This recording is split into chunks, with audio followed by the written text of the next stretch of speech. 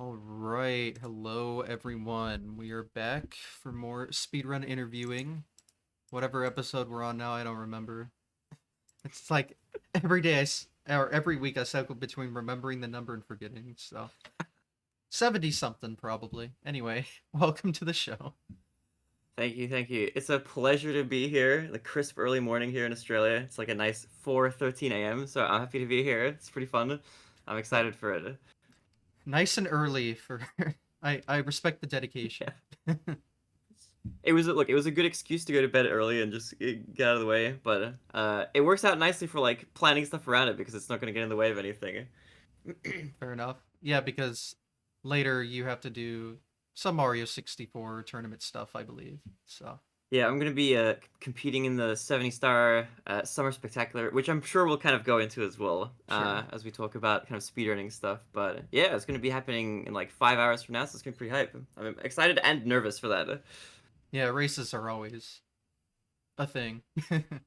A thing to think They're a about. little, yeah, for sure. I always get pretty sweaty. I feel like it's kind of like it's like when you have to present something like in high school, like a PowerPoint presentation with like a group. You get like nervous leading up to it, but then once you're actually like doing it, it's a little bit less intimidating, as opposed to like the lead up. Or maybe that's just me, but I kind of have like No, I anxiety get it. Yep. up to the event usually with things. That's definitely like GDQ runs for me. Is you Oh have to yeah, get in true, the hundred zone for percent. like a minute before you feel a little more comfortable and kind of forget, oh yeah, there's like five-figure people watching. ah. Yeah, true. That's like I've always thought about that as well with like stream viewership and stuff. I feel like it's really hard to really truly like intuitively visualize like how many people that is, especially. Oh yeah. Like I feel like a lot of the time you have to like ground just think like, man, there's a stadium of people who are just casually cheating in to watch this run. But as well as that, I mean, you've done GDQs, so you know the pressure of like performing in front of an actual like live crowd, which I think is that's going to be like a unique experience in of itself. Yeah, it's certainly different than just playing at home. That's for sure. Yeah, true, true. See, like, even if you have, viewers, like, to you, you look around, there's no one here. You look around at GDQ, there's, like, at Yeah, least a couple hundred. It's like, oh, there are people watching. yeah, no, it's definitely different. Actually, it kind of reminds me, like, I think when I started streaming way back, like one of the weird things to kind of get over at the very start, which now feels kind of natural, but occasionally kind of think about, is it feels strange to talk to like a camera when there's kind of nobody around Hmm. in person. It's just kind of a chat scrolling by. I think a lot of streamers kind of forget how like weird and unnatural that almost kind of seems, especially like if you're like imagining an outsider's perspective, like watching it and like how bizarre it all is. But it's a fun, unique kind of phenomenon that I'm glad I get to be a part of. Yeah, it's funny because for a while I actually was, like, no mic, no cam person. Oh, okay, yeah, Just communicated through chat, although part of that was, like, college dorms being kind of thin-walled, but yeah, it true, is true, what it true. is. But yeah, I Mhm. mean, that's also a perfectly valid way to go about things, but yeah, don't expect to like grow or anything that way. You do have Yeah, to jump the hurdles if you want to like succeed in life. yeah, for sure. If you're looking at like streaming as like a potential career or anything like to do super super seriously, I feel like there is like definitely a correlation between people who use like a webcam and a microphone that just is like a clear benefit because you can take advantage of that in a lot of ways. There are like obviously exceptions and stuff. Like there's Like a at least handful. microphone, I'd say. Yeah, microphone goes a long way. You can see it with like I think even like in the Mario speedrunning community, like the kinds of people, at least in Mario 64, which is like kind of my realm of or my domain if you want to call it that. Like the biggest streamers tend to be those who have like a webcam and like a microphone, like Simply, Liam, even like in the Japanese space, you've got like Batora, who doesn't have a webcam, but he has like a microphone and he just screams a lot and is very, very like vocally interesting, I guess, as opposed to runners who are still at like world record level, but they might just type in chat or they just have a microphone and are more subdued or whatever. And you can see like a substantial difference in like following and viewer count and that sort of thing, even though they're like equally skilled. Hmm. Yeah, so since you brought up being part of Mario 64, I guess I haven't like asked you to kind of like talk about what you do specifically, so you can Oh do yeah, that okay, now. I can take you through my sort of I can take you through my speedrunning journey in that case, and you can All kind of right, jump in if you have any like interesting points you want to kind of hit on. But I got it. started speedrunning way back now in 2016. Before I got into speedrunning, I was already into playing Super Smash Bros. Melee. That was like a game I got I see. into playing semi-competitively, I want to say, with like a friend of mine. We started going to like local tournaments, and we got really into the scene. Um, and so I was already into like that kind of competitive aspect of video gaming. That was just really, really fun for me. And what kind of Smash Bros did, and then what kind of speedrunning um, did for me as well was like a big part of the allure is like the community aspect.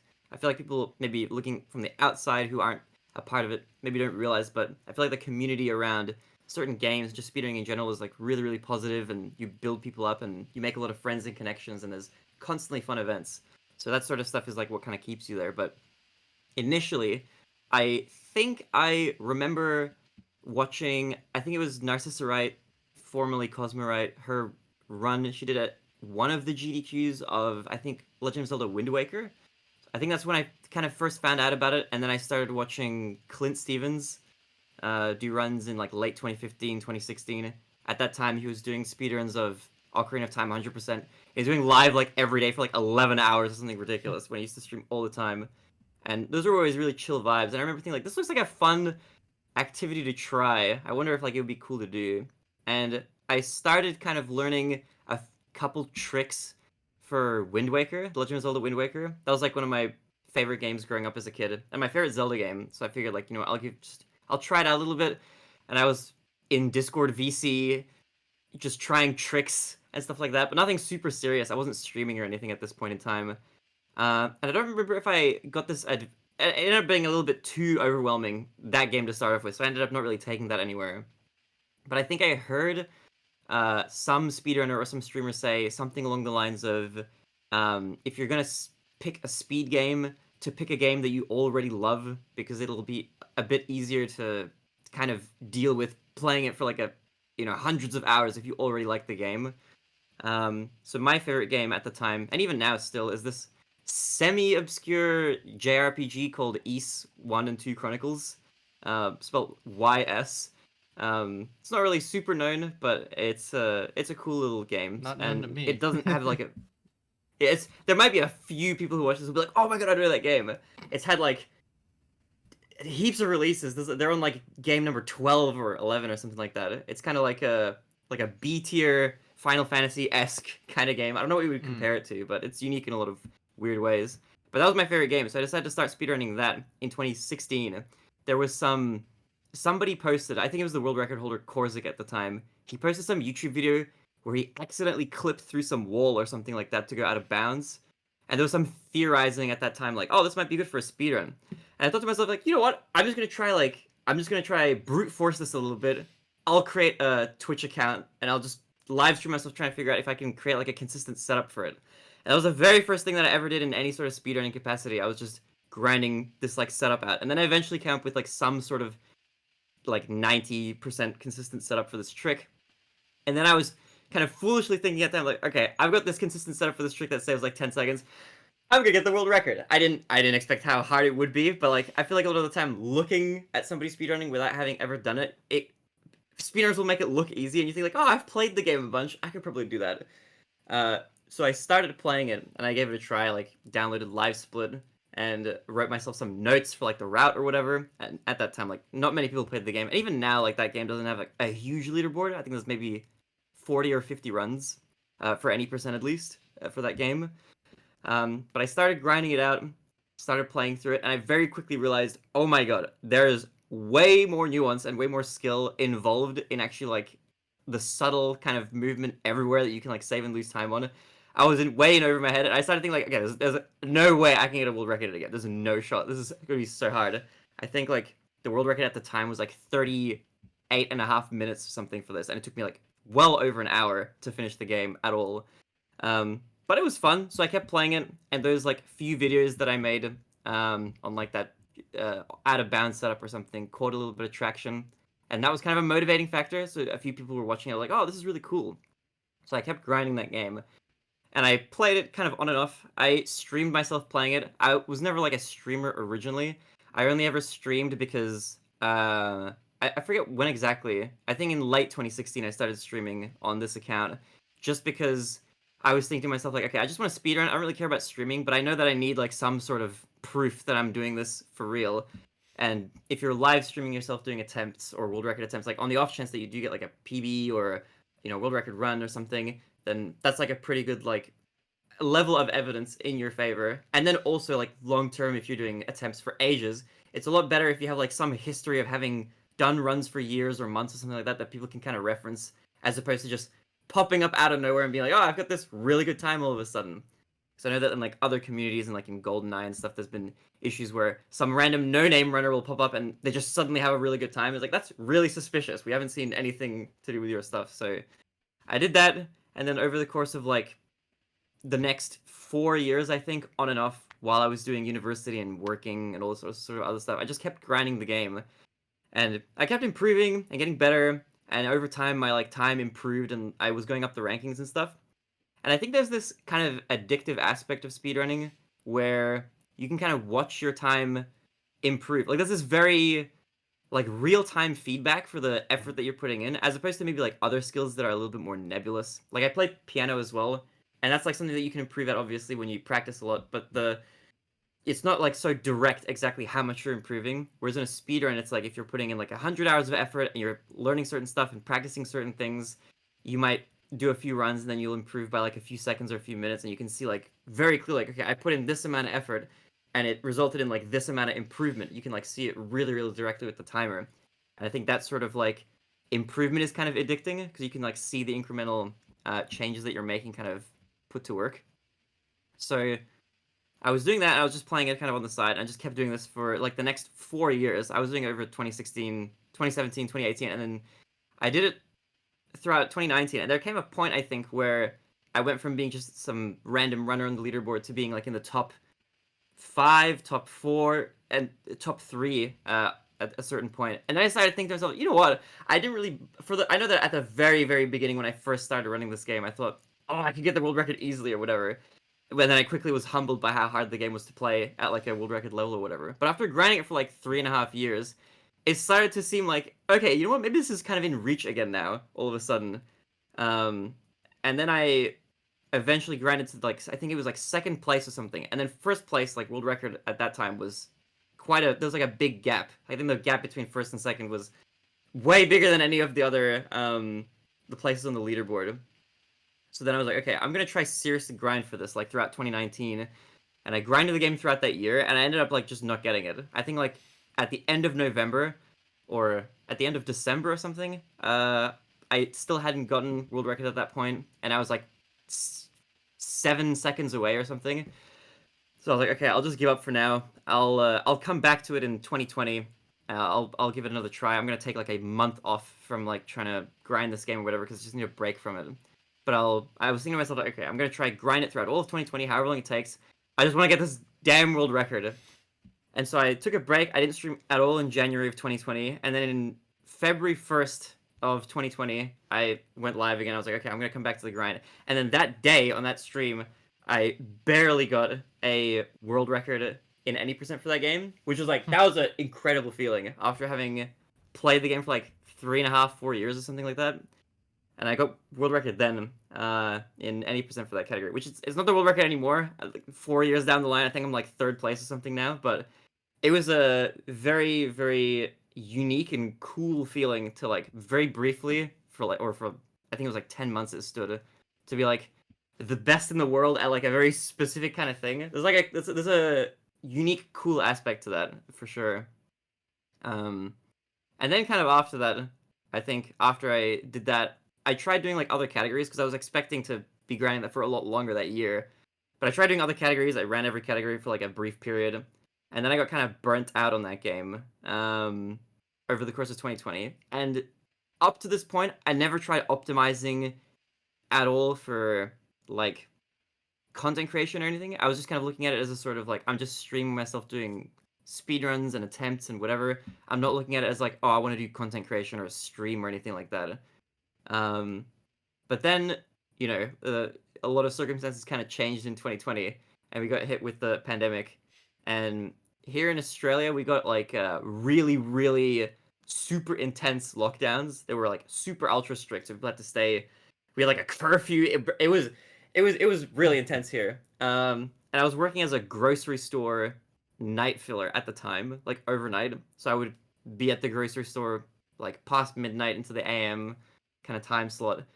And that was considered being an essential worker. So I got this like special certificate that I was meant to carry with me when I was going to and from work, just in case I got stopped by the police, because they would be asking like, "Hey, what are you doing out? It's past curfew," which is insane to think about the situation that we were in at that time, like globally. But every country was kind of in a different position. I even did get stopped once, I think. It's kind of freaky, but Hmm. yeah, I did that, and then I was kind of in this like limbo for that year. I wasn't doing much at university anymore. I think I had like one subject, and then I was gonna graduate. Didn't have a job out of uni yet. I studied and didn't find like immediately a job in my field, which is like a lot of people kind of suffer from that same sort of situation. So I was just stuck at this grocery store, about to graduate. Like, what the hell am I gonna do? Now it's locked down. I can't even go out anywhere. It's like ridiculous. So like, you know what? I'm gonna try like streaming for the sake of like streaming itself, and not just for just recording myself speedrunning or whatever. I'm gonna try actually make it kind of fun and whatever. And I was sort of going back and forth trying to figure out like what kind of game to play. I didn't really know what to switch to. I didn't want to do any more random obscure like JRPG that like literally nobody cares about or wants to watch or anything like that. But shout out to like the 2 or 3 viewers that I had throughout that period of 4 years. I ended up trying a few different things. I tried out Breath of the Wild speedrunning for a bit. Because at that time I was watching like a few people speedrun Breath of the Wild. It was kind of big in 2016-ish around that time. And it's still kind of big now, but it was a lot bigger back then.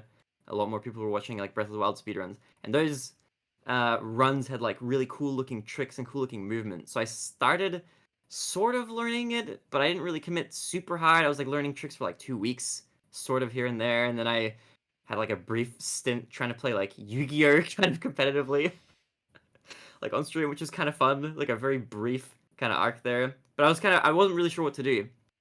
And then that a friend of mine, IRL friend of mine, he was watching like some big streamers like Mitch Jones and Miskiff and stuff.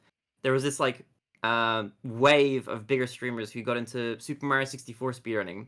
And I'd already been watching people speedrun Super Mario 64 here and there. I mean, I mentioned earlier that I watched Clint Stevens back when he was doing Ocarina of Time. He pivoted to Mario 64 and was like a really big streamer in that space for a while. And then like I watched Lunar Jump was pretty big, and he's still around now, thankfully, but he's kind of on and off taking breaks and stuff. And Simply and Puncation and all these like big runners. So I've been watching people for a while, and my friend he mentioned that he'd been watching Miskiff and stuff like doing runs. He's like, okay, Baronet, I'm gonna try learning 16 star. I think it's gonna be fun. I was like, oh dude, if you learn 16 star, I'll learn it with you, and then we can just do races together. Because I was like, I kind of want some sort of more social aspect out of this. I don't want to just do it like completely solo with like nothing else there. So we started kind of learning it and racing together, and he ended up kind of quitting after like he did it for like 3 months or something, and then eventually stopped roughly after that time period. But I got like addicted. I loved Mario. It's such good movement. There's a lot of like I feel like that's the case for a lot of Mario games. They have like really crisp movement. I'm sure you'll be able to probably attest to that as a Super Mario Bros. One specialist. Well, 2D But games don't really have the movement that the 3D oh yeah. games do. But Mario, I do play Mario 64 a lot. Oh my god, it Oh is okay. What are good. your thoughts kind of about that? No, the movement's great. It's really hard to Mhm. optimize though. Like the Yeah, for sure. you can hit all the tricks and still be minutes behind just because your movement isn't clean. It's kind of crazy how much it matters. Yeah, it is wild, yeah. It's a lot of like really little things, like just rolling out of your dives like on like the perfect frame will save like a teeny tiny bit of time, but because you do so many of them throughout the run and all these other little areas that just end up accumulating kind of over the course of it. But yeah, I agree. It's like the game I was running before this is One Chronicles. This was a JRPG kind of top-down perspective, and it was 2D. And there weren't any like crazy movement tech tricks or anything like that. You were just holding directions and like moving around, and then trying to be extremely optimal in like boss battles and stuff. And then that game had like one really annoying part of it, which was like halfway through the run, there was a specific boss battle where the boss would spawn and they kind of turn into a bunch of. It was like a Dracula type boss, But his thing, he would spawn, and then he would like you'd have a chance to hit him, and then you'd turn into like bats and then kind of fly around the screen, and then he would kind of he'd have a chance to spawn, and it was like I don't know what chance it was like 1 in 3 or something, and he could fake you out like up to 3 times or something. But that fight just had a chance of like randomly ruining your run because you might lose like 30 seconds to RNG, or you might, a terrible run might get incredible RNG, and you just have to continue this run that had a terrible beginning just because you got blessed. So everyone would just make it to this halfway point and then die. But the actual like movement for that game was kind of fixed. Like there was only so fast that you could move in like a 2D grid, and I think a lot of like 2D games are kind of like that when you take out like that extra dimension. Like there's like a it feels like there's like a wall of like if you're optimal, like this is how fast you can move. Whereas in like a 3D game, I think it's like very unrealistic to kind of compare yourself to like a task or anything like that. But I've noticed that like especially like Mario Bros. 1, there's a lot of comparisons going on between like we're going this fast and humans are this quick and the task is this quick. So maybe in theory we can like we can match it for going like at least this fast, especially with like frame rules making it more feasible than if it was like absolutely you have to be frame perfect throughout the entire thing. Um, but yeah, Mario 64 is definitely like it feels like a lot more can go wrong and like usually does go wrong in terms of like the more kind of subtle movement components and stuff as well. And it's like it's a long run as well, depending on like what category you're running. But it was a really weird switch to go from like a 2D game to a 3D game. It took like a really long time after doing that for 4 years to like switch to a 3D one. It felt like I wasn't gonna like adapt to it or whatever. But it's been really fun. Mario has been a like Mario 64 has been a really really fun game, and it's got like a lot of. It's not just that as well. I think another thing that makes like a speed game fun, like it is like you do have to have a good game, I think, for it to be like a fun speed run. But something that I kind of touched on briefly before that I think is really really true. That adds to it a lot. I think having like a really thriving, bustling, caring, compassionate community like elevates like a game quite a lot because for like Mario 64 and for other probably popular speed games as well, there's constantly tournaments, events, like there's pace qualifiers happening. There's always something. So I think there's like a that adds a lot to like just the overall enjoyment, like from like a social aspect almost. As compared to like when I was alone running this like old JRPG that like nobody was kind of watching, kind of thing. It's like a different kind of experience on like a stream side of thing, especially. Mhm. So you really just did that game for like 4 years and didn't do anything else in terms of speedrunning? I dabbled in other games. That was like Okay. a main focus, Yeah. and I was just speedrunning it for like the love of the craft, not for like any sort of streaming or anything. I think I had less than 100 followers for like the first 4 years that I did that.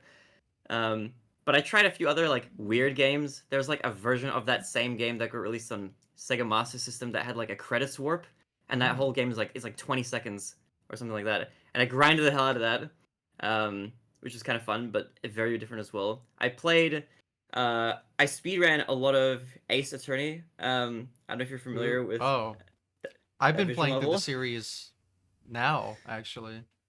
Oh yeah, let's go. What are you up to? Well, I did the original trilogy like 2018 or 19.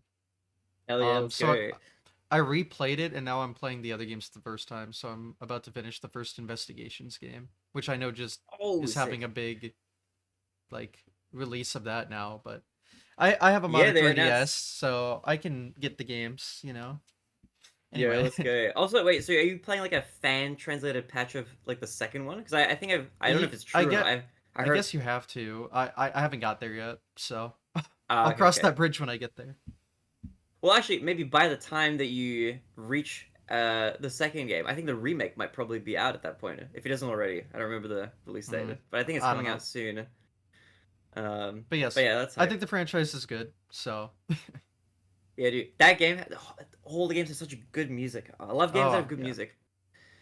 But yeah, that game as a speedrun is weird. It's like menu navigation simulator. yeah. I But don't I know how did. you'd run that. Really. Yeah, there's a lot of. I mean, it's weird. It's one of those things. I think. Like there's like there's like there's like a speedrun of everything out there. But I think I just tried it because there were like a few. I think I just searched up on speedrun.com at some point in like 2019 or 2018. I was just curious because that's just a great game franchise that I really really love. So I was like, you know what? I'm curious. Is there a speedrun for this like visual novel? And I looked it up, and there were like a bunch of runs from people who've done like runs of like the DS version, the Wii version, and the trilogy and stuff. And I was like, oh my god, okay, all these people have done runs of it. And so I watched like the world record for the game, like at the time, and the person who was playing through it was like kind of casually, kind of playing through it and whatever. I was thinking like, this is so unoptimized. Like this could be like so much faster by like an hour or something. So I went through and like I wrote my own notes and like routed everything and remapped my keyboard so that I could like button spam kind of optimally through it. And I got at the time like in 2019 or 2020, I went through and got a world record for all three of the original trilogy games in like the remake version that was on the Steam and stuff. And I uploaded those to YouTube, and those blew up on YouTube. That was like or well, I say blew up, but like they got popular by my standards of like not having uploaded much content. I think like I have like an all cases run of like the first game or something, which is like 3 hours long or something, and I got like 47,000 views, which is a lot for me. I've never had anything go That's like get triple like a lot. anything I have ever uploaded in my life, if that makes you feel better.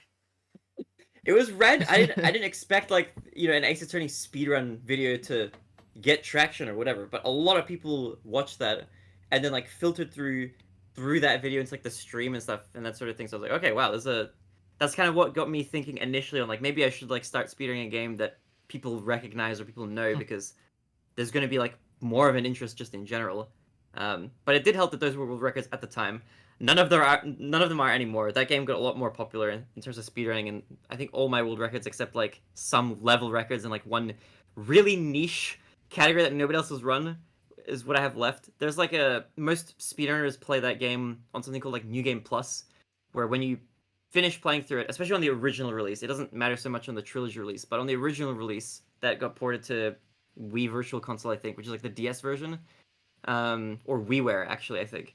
That version has like really slow text that you have to kind of just like wait through. It just kind of goes line by line, and you just gotta just wait and go through everything very slowly. But once you finish the game, you can kind of just hold down the B button and it'll just spam through everything really quickly, and then you just have to like menu navigate really fast. Um, but there was like an empty leaderboard for just new game on its own. They had that leaderboard on Speedrun.com even though no runs were submitted, no level runs, no game runs, nothing. I don't know why. I think the thinking was at the time that the Game Boy release of it didn't have New Game Plus. It was like New Game only, so I think that's why it was there or something. But I decided to go through and try playing that on New Game. That was I I fell asleep through like the last case or something, so I actually couldn't submit like a full game run of it. I started playing it and I was like just to see like how long it would take, and I got like 11 and a half hours through, and I was like, okay, I started streaming it like late in the evening, so I didn't expect to be like awake for like over 24 hours trying to stream this thing, so I had to like quit it partway through. Hmm. Um, but there is like a version of the category called like original cases, because the very first game originally just came out on the on the Game Boy, sorry, on the Game Boy Advance, and that version only had 4 cases. But when Nintendo ported it to Nintendo DS for like the worldwide release, like in America and Europe and whatever, I think they wanted to like showcase the capabilities of the DS at the time, so they added in this like fifth case, which is like it's the equivalent length of like the whole rest of the game. Like the first 4 cases combined are like the length of just the fifth case alone, and it has all these like 3D cutscenes and stuff at the very beginning of like the crime that you're trying to solve and that sort of thing. Um, but there's like a version of that just for like the Game Boy release called like original cases, and for that I got through the first 4 cases, which took like 5.5 hours, and nobody else has run that category, so I have the record in that still. Hmm. Love to see it, and like a bunch of random like level records for that game, because a lot of people just run Phoenix Wright, just individual cases, like just the first case is like really really popular, um, especially on like the trilogy release and stuff. So I did that, and then like some other random things. I played briefly a game called A Short Hike, which is like this little cozy, chill, like exploration game where you play as like a little bird and you just talk to characters and you kind of walk up this mountain, and that's it. That's the whole game. It's just this like chill little walking game. But there's like um an a mini game inside of the actual game itself where you can like do a race, and it like tracks your time in game. It gives you like a race time, and then Steam tracks it to like you know a thousandth of a second or something like that. So I got I got hooked on that like pretty quickly, and I grinded those games out for like a few hours. So I submitted those as well. um but yeah, as far as other speed games, I haven't really. Oh, and then one other game that I tried recently, because for the most part, for the last 4 years, I've just been doing Mario 64. And I haven't really looked to other games just because I got really, really hooked on Mario 64, and I mean, I'm still like, I love the game more than I ever have even now after having run it for like 4 years. So I want to keep running it in the foreseeable future. But I did try finally doing like a Wind Waker speedrun after having, because that was like the game that I initially kind of got into speedrunning through, and that I tried kind of speedrunning at the very, very beginning. So I finally got around to doing like an any% glitchless run. I did like 2 attempts or something. I think my time is like 9.5 hours, and it's like one of the lowest times on the leaderboard. But it's there. I did that run, and I want to come back at some point and improve that and try some like other categories. And just in general, I think I want to try speedrunning some Zelda games in the future because I mean they're very, very different. Mario 64 is really, really nice because that game, at least it feels like, it's like 99% movement, and then it's like 1% like tricks and glitches, and you got pillarless and this and that. But for the most part, it feels like the majority of like where you can improve and where you save time, it feels like it's like kind of all movement, just like having crisp rollouts and getting like really tight jumps and doing like really tricky jumps and stuff like that. Um, but I've always liked watching like Legend of Zelda: Ocarina of Time 100% and stuff like that. And those categories seem very like, it's a lot of like trick setups and glitches and that sort of thing. I remember when I'm kind of jumping around a little bit, but semi recently people kind of found, or Crytholith in the Mario 64 community found a consistent setup for carpetless finally, and that very much feels like an Ocarina of Time kind of trick where you're doing frame perfect pauses and stuff and changing directions and stuff. And I remember when I got discovered, I was thinking like, this feels like a trick I'd seen like Ocarina of Time 100% almost, as opposed to like most Mario tricks which is kind of like, you grab a bomb and you push Mario around and you glitch through, like you clip through a wall or something. But yeah, that's kind of that's like my overview, I think, of everything I've done speedruns of. I don't think I'm forgetting anything, but that's everything I've run so far, at least at the moment. I see. Well, I guess I did kind of cut off the Mario 64 timeline, so I don't know how to Oh get yeah, back into that, but I can take you through my Mario 64 kind of journey. Have you done any runs of any of the? I think you mentioned to me before that you've done runs of Mario as well, of Mario 64. What do you um think of like the game, and like which categories have you done speedruns of? I have done everything except zero, technically. Um Okay, yeah, Zero Star is that's a monster. yeah, that is a little too hard. That's a little precise to do Yeah, all that that's stuff, hype. but Dude, every category is pretty hype. Definitely like a level of, they're all pretty different from each other. It feels like I've gone through now at this point, as of really recently, as of like we just had the Super Mario 64 League happen, or well, mhm. I think it's still happening for like the next 6 days, but it's in its last week now. But for that, you get points. For anybody who's not aware of it, you get put into teams with like a team captain, and you essentially get points for your team by getting personal bests, and it scales based on like what your personal best is. So the better your time is, you don't have to PB by as much to get like the same amount of points as somebody with a slower PB, essentially, to kind of like even out the skill gap and stuff. But for that, I decided to pick up um, a couple extra categories. I grinded out 1 star a bit, and then I learned 0 star so that I would Mm. have like a full spread of having done all 5 categories. So I'll go into what I think of each one of those, as far as like Mario speedrunning is concerned. But I initially started off at the very, very beginning, back in like 2020, when I got into the game to start off with. I started off playing 16 star, no LBLJ, which kind of now I look at as like sort of semi the most boring category, kind of. Not Mm. 16 star period, but like the no LBLJ version of it, where you don't do like as many tricks.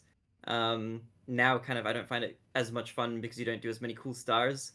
I've been spoiled by like doing fast stars in like the other categories, but I moved from that to doing, I think my first goal was I wanted to get like a sub 20, which I think is like most people's first goal when they start kind of running Super Mario 64 and they feel like, you know what, I want to try taking this a little bit seriously, to get like a sub 20-minute time in 16 stars, like the very first like kind of benchmark that I feel like a lot of people aim for. So I did that. It didn't take. I don't think it took too long. Like getting a, if you really try, like getting a sub 20 is like pretty straightforward and not too bad. Even if you've never played the game, like you can learn pretty quickly. I went from that to 70 star because I think at some point I started running on an emulator, like at the very, very beginning. like the first month or something, but I really quickly realized like within I want to say even within 2 weeks of just playing it and being terrible at the game, I was thinking like, okay, I think I want to grind this really hard. So I invested in a Japanese Nintendo 64 and I bought like the Mhm. game. Actually, to touch on that, I did have the game as a kid, and I had like my childhood N64 that I pulled out as a dusty thing, and my two N64 controllers that had like super wobbly joysticks. I didn't realize this at the time, but um, I kind of realized it when I tried plugging in like my N64 console. In Australia, we have PAL consoles for like Uh-oh. retro consoles. And for anybody who doesn't know like the difference or what this is like referring to, there's like a different like TVs and monitors. I think this is has to do with like the current or something in like the grid, like the power grid or something like that. But we have 50 hertz like monitors generally for like older monitors and CRT TVs and stuff. But they run at 50 hertz as opposed to in like North America and I think Japan where they run at 60 hertz. And what that kind of translates to is there's a lot of games and Mario 64 included where they're not changed in any sort of way to adapt to the different frame rate. So they'll run it. I think Mario 64 runs at 30 frames per second normally on like a on an NTSC unit. So any American Nintendo 64 or Japanese N64, it'll play at 30 frames per second. On the PAL version, it runs at 25, and that's like it's noticeably slower. It's way slower. If you've ever played the game and like lagged in like Dar Dar Docks or something like that, if you imagine that like it just lags like that literally everywhere in the entire game, then that's kind of how it feels. I don't remember ever it being that slow when I was like a little kid, but I think I just didn't notice it at the time or anything like that. But after like playing it on emulator and then switching to the PAL console, I was like, this feels wrong. Is there something wrong with my system? So I ended up like selling. I sold my N64 and I sold all my childhood games. I had like GoldenEye and like Diddy Kong Racing and all this sort of stuff. But I sold all of it, and I used the money that I got from selling it to rebuy it, but just as a Japanese console. And there's a fun thing that you can do if you have a Nintendo 64. I think the way they region lock the system so that you can play like North American games or Japanese games on like the other console, because they have this little like insert essentially where like the cartridge goes into the console. They have these like little plastic tabs on that insert on the inside of the console, which kind of prevent the Japanese. Actually, I can even maybe share this because I have the cartridges right here. It'd be a fun like little demonstration for anybody who hasn't seen this stuff or is not like super aware. There's these little tabs that you can see kind of at the bottom here that slot in, and this is on a Japanese cartridge. You can see they're kind of like they're not all the way at the very edge. They're indented a little bit, but on the North American games, they're all the way at the very side. So that's the way they decided to region lock it. They're just these little plastic tabs that prevent you from like putting the cartridge in. But if you like unscrew it and replace it with like in my case, I just got a 3D printed one which removes the tabs completely. Some crazy people out there just take the thing out and like smash like the tabs out or whatever, which I guess also works. It's a very brutal way of doing it, but I did that. So I have like a console that can play like North American and Japanese games. It doesn't work for PAL games though. I don't think the system will play PAL. Um, but I switched to that, and I tried looking for like a decent controller, and it took a little while of adjusting. But playing it on console is really really nice.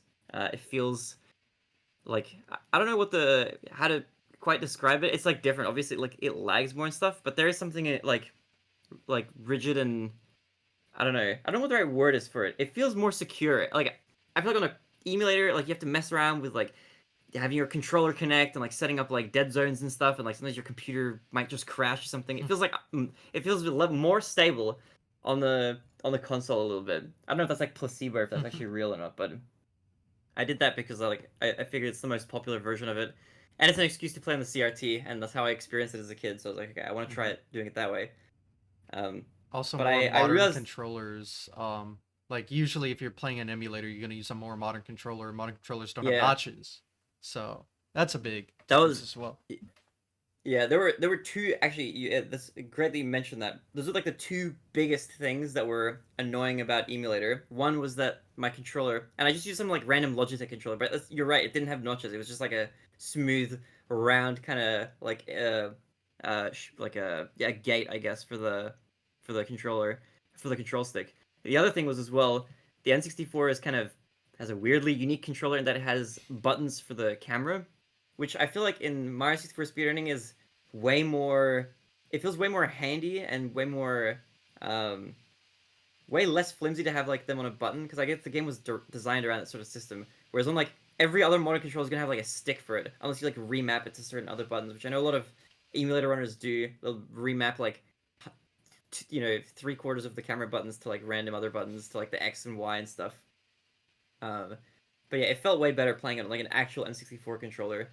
Um, Playing it on that, and I knew kind of very quickly, very early on, that I wanted to eventually learn 120 star. This is why I was still running 16. I was thinking to myself like, okay, the category that I enjoy watching the most and that looks the most fun, that I feel like would be the most fun to play, always seemed like 120 star, just from the perspective of I think it's just I like playing the game and I like moving around, and that's where you get to play the game the most and move around the most in the most amount of ways.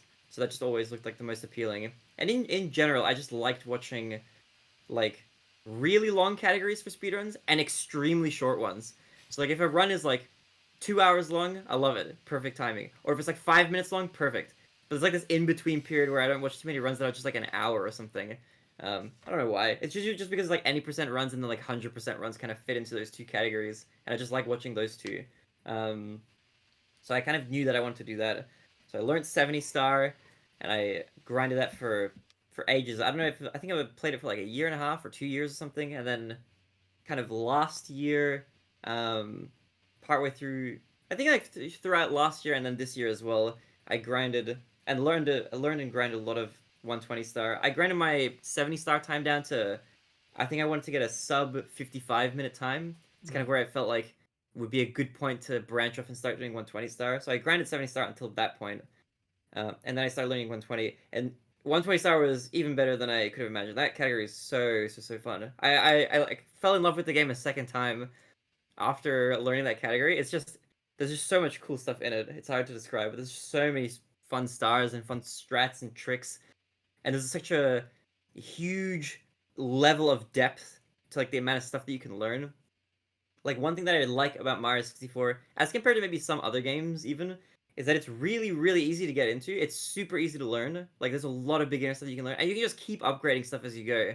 Whereas with like the game that I was playing before I got into speedrunning was Super Smash Bros. Melee, and that's like a notoriously like, hard game to like really get even semi decent at, because I think for the first few years I was playing that, I literally I couldn't win a game at any tournament ever against anybody. I was getting bodied constantly. Like there's just so much they have to learn and get good at before you can even have like a chance of playing decently. Whereas with Mario 64, like you can pick up the game and within a week you can be doing runs at like a pretty decent level and competing with other people who are like at the same sort of space as you are.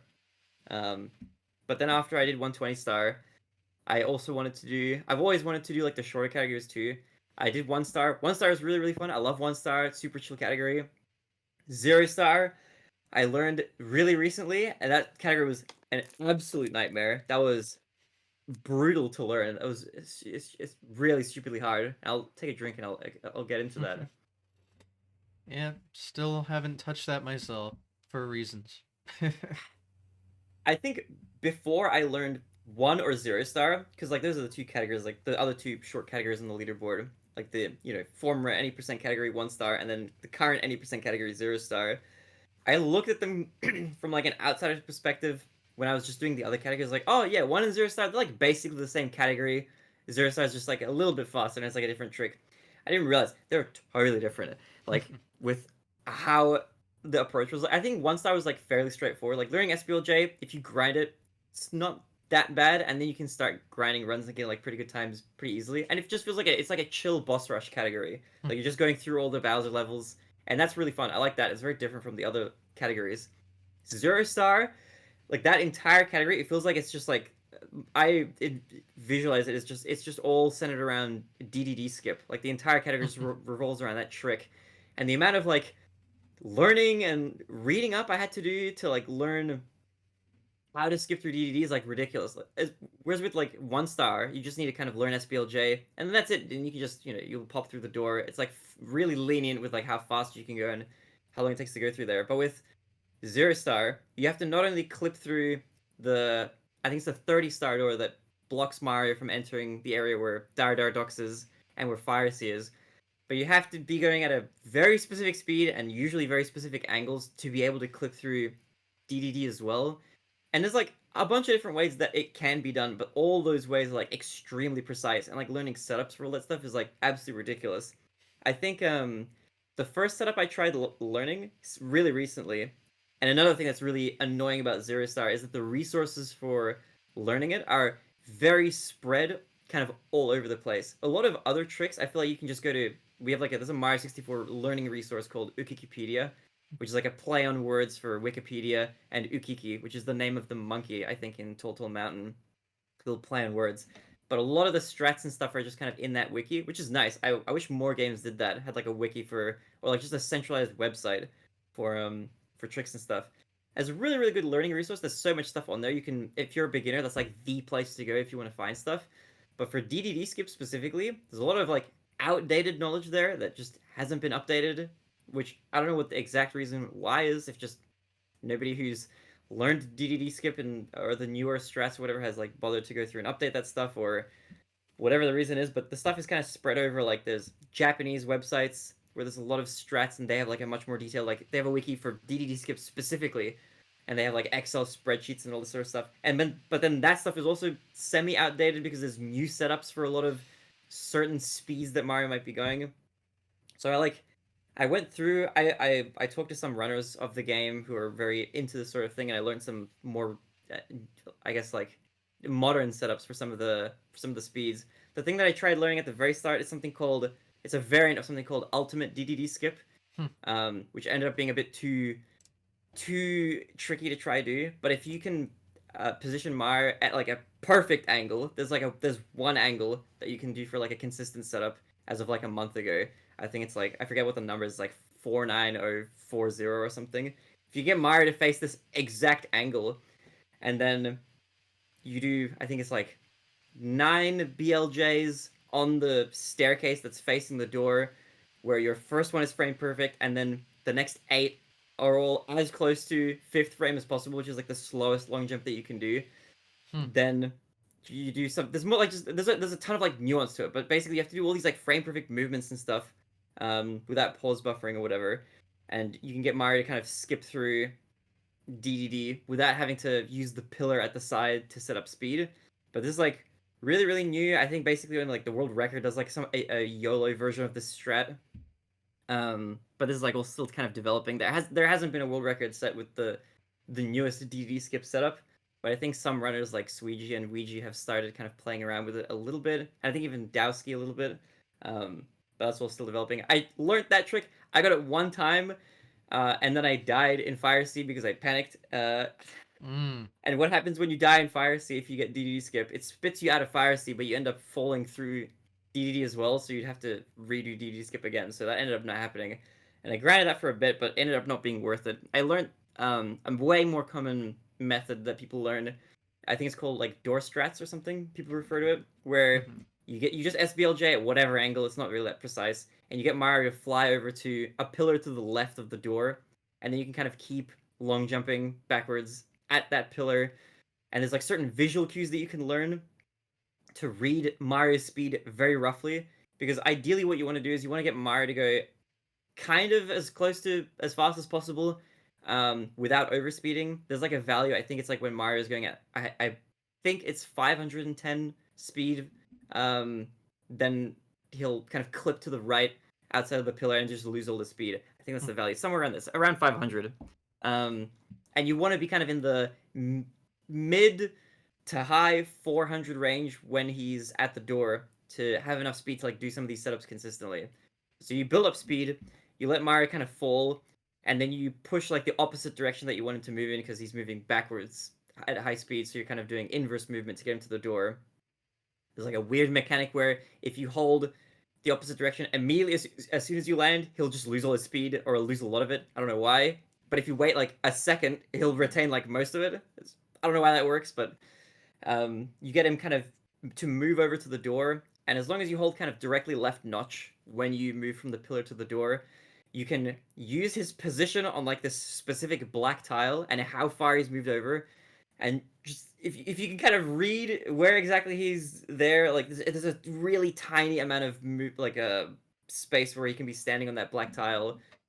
Based on kind of where he's standing, you can kind of gauge roughly what speed he's going. And then you kind of have to pick like a strategy in terms of like, okay, pulse buffering and holding down and then left notch and then down left or whatever as he speeds through the door. There's like a bunch of different setups for it, but as long as you can read a speed correctly and then you do whatever strat that you're trying to do, you can clip through DDD. But it's yeah, it's really really really hard. I did that for a few days, but that like melted my brain learning that. I don't know if I'm ever gonna grind that category, but it felt like really really really different to any of the other Mario categories. I think one thing that I said earlier as well was that all the other like Mario in general, Mario 64 at least feels like a very movement based speedrun, which is I really like that. Zero Star doesn't feel like that. It feels like the entire speedrun just revolves around that trick. And yeah, I don't know. If the only good thing that's kind of come out of it, outside of having a PB in that category, is I feel way less intimidated by like the idea of learning carpetless in the future, at the very least. Hmm. Ugh. Interesting. Those feel like very different things. Carpetless and DDD. Yeah, it's like the I kind of think of it in terms of like not that they're similar at all in terms of like what the trick actually entails, but like the kind of like I feel like looking at carpetless, it feels like an intimidating trick to learn, and DDD skip is definitely like a trick like that, like an intimidating to learn trick and then like perform kind of under pressure. So I feel like there's like a level of confidence from like having done it like in a run at least once that kind of makes it seem like okay, maybe carpetless isn't like too crazy to tackle. You know, Hmm. it's kind of how I'm thinking about it at least. Yeah. Well, except for if you fail carpetless in some way, like enjoy death. At least in It's DDD, true. it's like okay, well, try again. I'm still Yeah, right there. it is kind of it is still nice. Like one I think good thing about Zero Star at least is like if you mess it up, like it's a very short run, so you can kind of just reset and it's not like a huge time commitment. Whereas with Carpelus, it's like right at the very end, so you have to have like a lot of time, a really good run leading up to it, and then still nail the trick really hard. So there's I feel like there's probably yeah, there's a lot more pressure to do Carpelus than DDD skip. But I mean, I haven't like done either of those two things like at a. Well, I mean, I haven't done carpless at all, but I haven't done like anything at like a world record level for Mario, so I can't speak to like what the nerves feel like on like a world record pace run or like that kind of a level for sure. What's also nice about the Zero Stars, if you fuck it up in just the right way, it's just a 1 star run now. It's fine. Yeah, true. If you're fast enough, then yeah, you get a free 1 star attempt. That was kind of nice when I was doing the 0 star kind of grind and stuff like that. That kind of also just ended up being a 1 star grind as well because like every fast fail kind of just ended up being like a good shot at like a 1 star run. So worked out nicely in that sense. There's like it is nice that there's like a main category for that. I've heard a lot of people like argue about like which categories should be main categories and which categories shouldn't. I've heard a lot of Hmm. people kind of like say like, oh, you know, why is 1 star on here or like even some of these other categories and stuff. Do you have any thoughts about like the categories for the game or anything like that or categories in general? I mean, it's not my decision, I guess, so I don't really care. I guess my opinion is to just stay how it is. It's fine. Why why It's why fair. touch it? Yeah, if it ain't broke, don't fix it, right? It's like Yeah. the mantra. I feel it, yeah. I mean, there's like a lot of there's like an arbitrary line, obviously, from like category extensions versus like mainline categories. So sometimes people argue about like what should be a category extension versus what should be like a mainline category. But I mean, regardless of what people decide, I'll just keep running the game. I do want to go through at some point and try. Like I have this idea. I want to do every category extension at least once. It would be. I feel like it'd be Mm. really cool to have like an entry for like every single, um, like every category that's on the leaderboard. It'd be cool to like set a time for like every single one of those. I feel like that'd be a cool idea. But I haven't done that yet. I've only run like the main categories for now. And there's kind of a lot of category extensions, so Yeah, there's a bunch. There's a lot of them. I know that like I mean for it's a popular game, so there's like people constantly trying to come up with like new ways to run it. Actually, this is semi related, but I'm kind of curious to see what your take is about this as well. mm. From my perspective, for somebody who's come from like the Mario 64 community, I guess. one thing that I think is, I don't know if it's unique to Mario 64, but it's definitely like not universal or not maybe even common, is we have like leaderboard split based on platform, just because there's like a lot of timing differences between the different versions. So we have like the three main platforms that we split between our Nintendo 64 emulator and Wii Virtual Console, just because all three of those have like, even if you're playing exactly the same, assuming like you're doing the same tricks and the same movement and stuff, just from like loading differences alone, you'll get like a very different time depending on which category you run. Like I think at the most extreme end, Virtual Console for like 70 star at least is like it's like a minute faster than on N64, which is absolutely ridiculous. But I've seen some other games um, take like a totally different approach. Like the one that I think of specifically is like Ocarina of Time. That's like a game that's notoriously had like all the different platforms just merged into just the one leaderboard. And so you've kind of seen, for anybody who's like followed the Ocarina of Time scene like over like the last, well, I say almost the last decade even, there's like been constant platform shifts where the fastest version was like the 1.0 cartridge for like Nintendo 64, and then it was the Chinese IQ player, which is like this like rare version of the console that was released in China only that has like way less lag, and then it was Wii Virtual Console for the longest time, and now even some categories like I think Defeat Ganon is due to not crashing as fast as on GameCube and stuff like that. So there's constantly this like platform war. uh do you have any thoughts about like what you think about that, like the comparison between the two different approaches there? God. I mean, all the games I play are just best played on the original hardware, no question. Or like, I guess Mhm. emulation's fine for those games because it's perfect emulation Yeah. usually. So we don't really have that issue, but I don't know. Yeah, true. I've heard that from Mario Bros. 1, yeah, that like emulation there has like no timing difference between that and like the real hardware. Yeah, it's 1 to 1. Like, Yeah, that's it. I'm envious. I wish that was the case for us. yeah. I don't know. I guess I've always felt like the non-emulated version should be like maybe its own thing because that's like Hmm. it's pure form, but then again, like I don't have any say in this. Who cares? Yeah, I mean But it's like a fun like thought experiment. I mean, I like you said, guess. ultimately it's gonna come down to like whatever either the community or like the moderators decide, kind Hmm. of at the end of the day. So you know we're subject to that. But yeah, I don't know. I think there is like something definitely to say like about um I feel like there is like there's a lot of good advantages to splitting up um like the different platforms, and I kind of sort of wish that more games would do that, especially for platforms that have like very very big timing differences. It's obviously like it's totally different if there's like literally no timing difference and they're exactly the same. So in theory, like they're a 1 to 1 mapping of each other. But especially for platforms that have like massive timing differences and like differences in lag and then even differences in like what tricks are even possible, I feel like it's weird to like compare like Nintendo 64 runs of like Ocarina of Time to like Wii Virtual Console runs where like the same stuff isn't even possible in like both versions kind of thing. Um, but yeah, I don't know. It's hard to say if there's like a better approach or not. It's just like Yeah. different cultures, I guess, in the two different games. And it's weird because I mean, technically, even though like Wii VC games are official releases, it is still emulation. So like, it's not going to Yeah, be yeah, the same. I don't know. It's touchy subject that I don't really care about, I yeah. guess, because it doesn't affect me. I'll leave that to the Yeah, that's fair. experts. But I mean, yeah, yeah. Ultimately, like whatever is like whatever is the most popular kind of accepted fast version is like whatever I'll try to play on. But yeah, there's like the nightmare scenario is that if something like IQ ends up becoming like the fastest thing for a Ocarina of Time, there's gonna be like this weird barrier to entry to playing on the fastest version. and I'm that's kind the of other glad thing, that that yeah. isn't the case. Yeah, you don't want to like But gatekeep the optimal way. Well, not that it would be like your fault. It's just more like this is like impossible. It would just be impossible to like play optimally almost. yeah, I wonder if well, I mean, it had happened in the past and there wasn't a split, but I wonder if stuff like that would incentivize like a split of the leaderboards, like.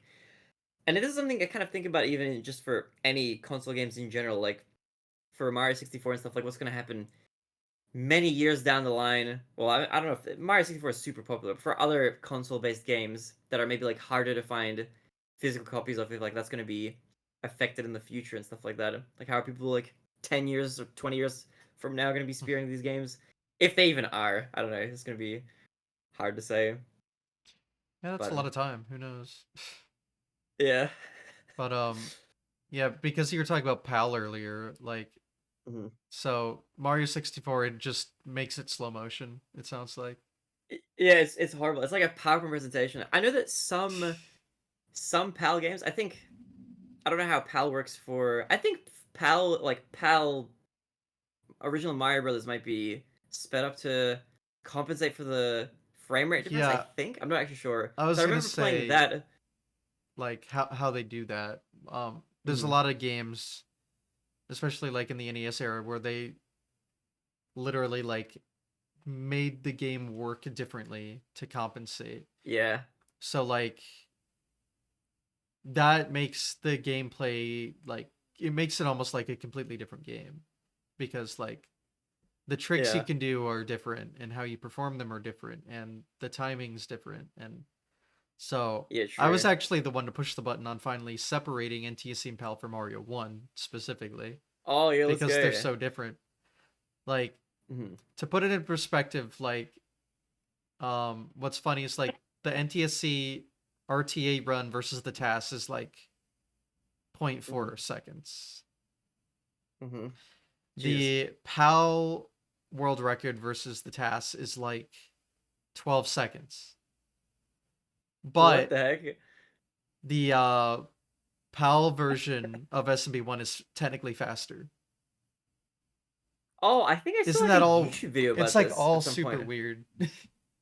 Yeah, that's wacky and wild. I do remember like I do have like an NES, and I haven't played it in forever, but I do have like a copy of Mario on that, and I remember like when I replayed that, trying to play through it, it felt like fairly quick, like it felt as fast as like should be, but yeah, like Mario 64 is just not optimized at all, so it just plays absolutely horrendously.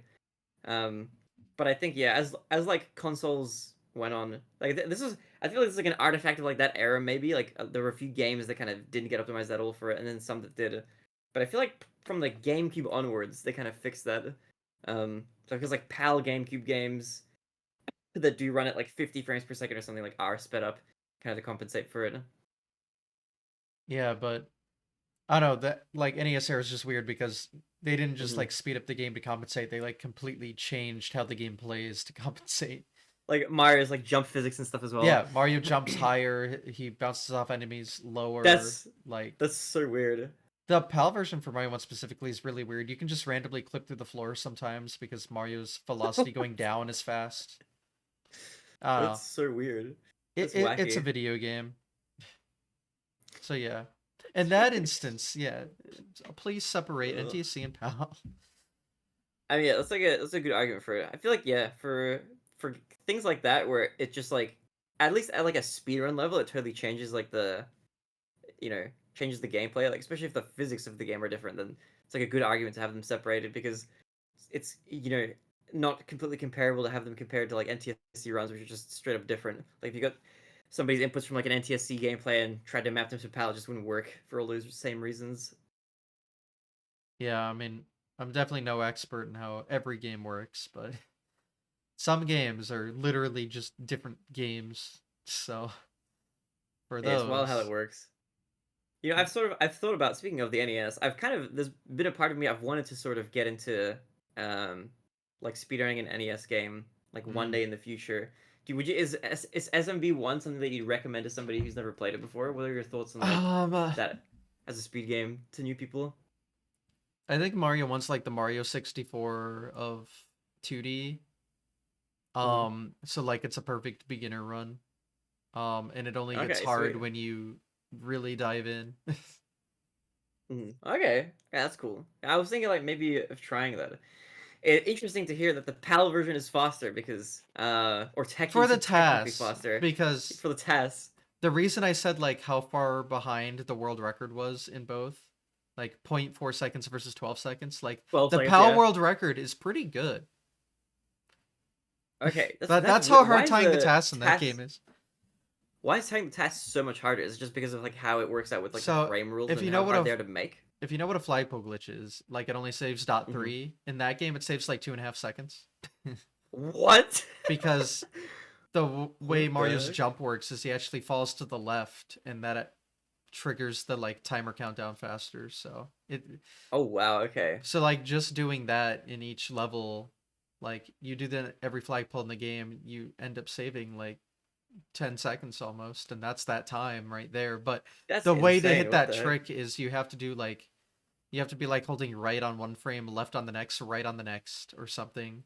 And it runs What at the heck? 50 FPS. It's kind of hard. So Yeah, that's putting it that's why mildly it's for not in sure. the record. But yeah, the task technically is faster. I don't know. Okay, yeah, Shit like that's that's pretty just, nuts. yeah, complicated. Fair enough. Okay, so in that is flagpole glitch in that game easier to hit on the NTSC version? Yes, by a lot. Okay, Well, fair enough. Fair enough. yes and no, actually, now that I'm thinking about it. Technically, you can just hit a, Uh-huh. like, flagpole glitch and NTSC, you have to do, like, a bunch of frame perfect inputs to, like, clip in. Technically, Hmm. on the PAL version, you can just, like, do a small jump next to the pole, and if subpixels are good, it just works. But that's not, like, the What I optimal guess. FPG that only works on PAL. That's the slower version that works on both. PAL is weird. Okay, PAL is interesting. weird. It's complicated. Pal is weird, yeah. The short answer is it's complicated. Yeah, no, for sure. It's So like I love learning about this sort of stuff. I've been like a yeah. big fan of consuming. This is like kind of a different tangent, sort of now, but I've been a big fan of like consuming speedrun related content that like dives Hmm. into these kinds of things about like different games. Like I've really Oh enjoyed yeah. like over the years watching like Summoning Salt talk about games that I've never played or like watched or anything like that, and then like Kyle the Ops is like another big YouTuber who makes speedrunning videos. There've been kind of a few over the years that have come and gone, but those are like the two that come to mind. Hmm. Um, you have Oh, any there's thoughts about plenty of like content. yeah, there's heaps. There's a lot of like newer people as well getting into it. It's really cool to see. Do you have Mhm. like any thoughts about like content creation in general, sort of like around speedrunning and stuff? Well, I advocate for it fully because God, I mean it's so good. Mhm. Like there's so many content creators out there that I just watch every video because I'm like this is just cool. Yeah, This no, I is love that. I cool love the information. yeah. I'm big on like those kinds of informational edutainment videos, especially for like speedrunning and stuff. That's the kind of content that I'm trying to make a little bit here and there. I've been trying Mhm. to make a little bit. I've tried been trying to branch out kind of a lot more recently out of just the stream. For the last like I mean, just for the last few years, I've just been doing like streaming only, but I've been trying to very recently, as of like this year, more so than ever before, like trying to branch out and do like YouTube content and trying to do other stuff because I want to try maintain doing this like as like maybe more of a serious thing. So the background, I guess, I worked after I worked in that grocery store that I mentioned. I worked in like an office building at a bank Mm. for just shy of 2 years. I think it was like a year and 11 months or something. It was close to 2 years. But I worked as a software developer, and that was a very fun job, but also an extremely stressful one. Mm. Like as compared to like the grocery store job was like very chill to the point of almost being boring, but it was never stressful. It was like very like you just do your work and you go home and you don't take anything home with you and that's it. You just do your job and you go back. Whereas with the software development job at the bank, like that was unbelievably stressful and there was a lot of overtime. It was like full time, which is nice. So it was like a salaried position, which was like good for like just job security, I guess. But that was a really stressful job. And what ended up happening was the place I was working at ended up having to do massive layoffs. They were Mm. laying off like tons of employees. I was working there, and my team that I was working in, we were like in the foreign exchange department and working on like software there. We had like 8 people on our team, I think, and we got into this period where I was working as like I was on a 2 year contract initially, which got ended early, but I'll get into that. I was on a 2 year contract, and the idea was meant to be like this is like a trial period sort of thing. It's going to be on like way less pay than you would normally get paid on this contract. Um, but the idea is that like it's a pathway into you know being an employee of the bank, like fully on the books, not as like just a contractor essentially, like doing the same sort of work. So the pathway was to that. But as I was a few months out from the 2 year mark, like a year and a half way through it or something like that, I got uh word from the grapevine that like, oh, the company is in a hiring freeze right now. We're not hiring any new people, but maybe they'll be extending contracts. Who knows what's gonna happen? I was like, okay, that's kind of a not a good sign, but sure, maybe it'll still be fine. And as time went on, I noticed that like tons of employees were getting laid off. Like our 8-person team got turned into a 7-person team, and then a 6-person team, and then a 5-person team. Just like over time, we were just like Mm. losing employees one by one. And I was looking around, I was thinking, you know what? If they're gonna lay off like another person, I think I might be next because like my other 4 coworkers were like a new hire and like 3 senior people. I'm thinking they're not getting rid of any of these guys. If they decide to trim this team anymore, I think I'm gonna be next. And then like as I was thinking that, like later that week, I ended up getting an ominous email on like a Thursday evening that was like, "We would like to have a meeting on Friday morning to talk about your position at the company." I was like, "God, I know what this is gonna be. This is not gonna be good." Mm. Um, and so that meeting happened, and they ended up kind of saying like, "Hey, you're a cool person, and we like you, but we cannot afford to hire you in like." I was like a month out from the 2 year mark when that was gonna probably happen. Just said like, "Hey, we're a month out or something like that. Probably not going to be able to hire you, so we think it's better we just tell you now, and we'll just end your contract early. We'll pay you out. We can put on the books that you resigned instead of being fired because like you didn't do anything wrong. It's just we can't afford to keep you here, kind of thing." Yeah. So I got like asked to resign essentially. So I wrote this like this super fast like resignation letter or whatever. So it's nice that I on the books at least I can be like, I resigned, even though I got like asked to leave basically. But then after that was in January of this year, and so after that I was like, you know what, I'm gonna try like doing content creation and like YouTube and streaming. Like I'm just gonna try it full time for a bit. I have like a bit of time before I try to get another soul sucking job somewhere else. So I'll give it a try. So I've been doing that for like the last few months and trying to focus on like making YouTube videos and stuff. And so that's been like a fun journey, but it's hard making it like financially viable at the moment at least. But Mm. we're powering through for now. Like 7 months out from it, so far so good. So you've been technically full time streaming for 7 months? Yeah, full time like streaming and like a few other things like on the side. Yeah, okay. But yeah, basically full time doing this since January, and I've been maintaining it. So I live Oh, cool. in an apartment, like a really really tiny one, but I'm managing to like basically barely cover rent and like living expenses for now. It like kind of fluctuates, but I haven't really gained or lost money doing it. It's just like been barely enough to survive on. But I did have a roommate until like a week ago, and that roommate moved out, so now it's going to be a real challenge. But Mm. I also do like a lot of other stuff on the side. Like I do art commissions. I've done a lot of like digital art over the years and stuff, and like a lot of painting and drawing and stuff like that. So one thing I started doing, kind of not super officially, but just kind of on the side as like an extra source of income, I started making VTuber models. I'm not like a VTuber Oh. myself, obviously, or anything like that, but I learned how to like create and rig up like a VTuber model. And for anybody who doesn't know, for the few people who might not know what a VTuber is, it's like essentially like a virtual avatar that's like animated and connected to your webcam, and essentially when you move around, like that avatar moves around with you as well.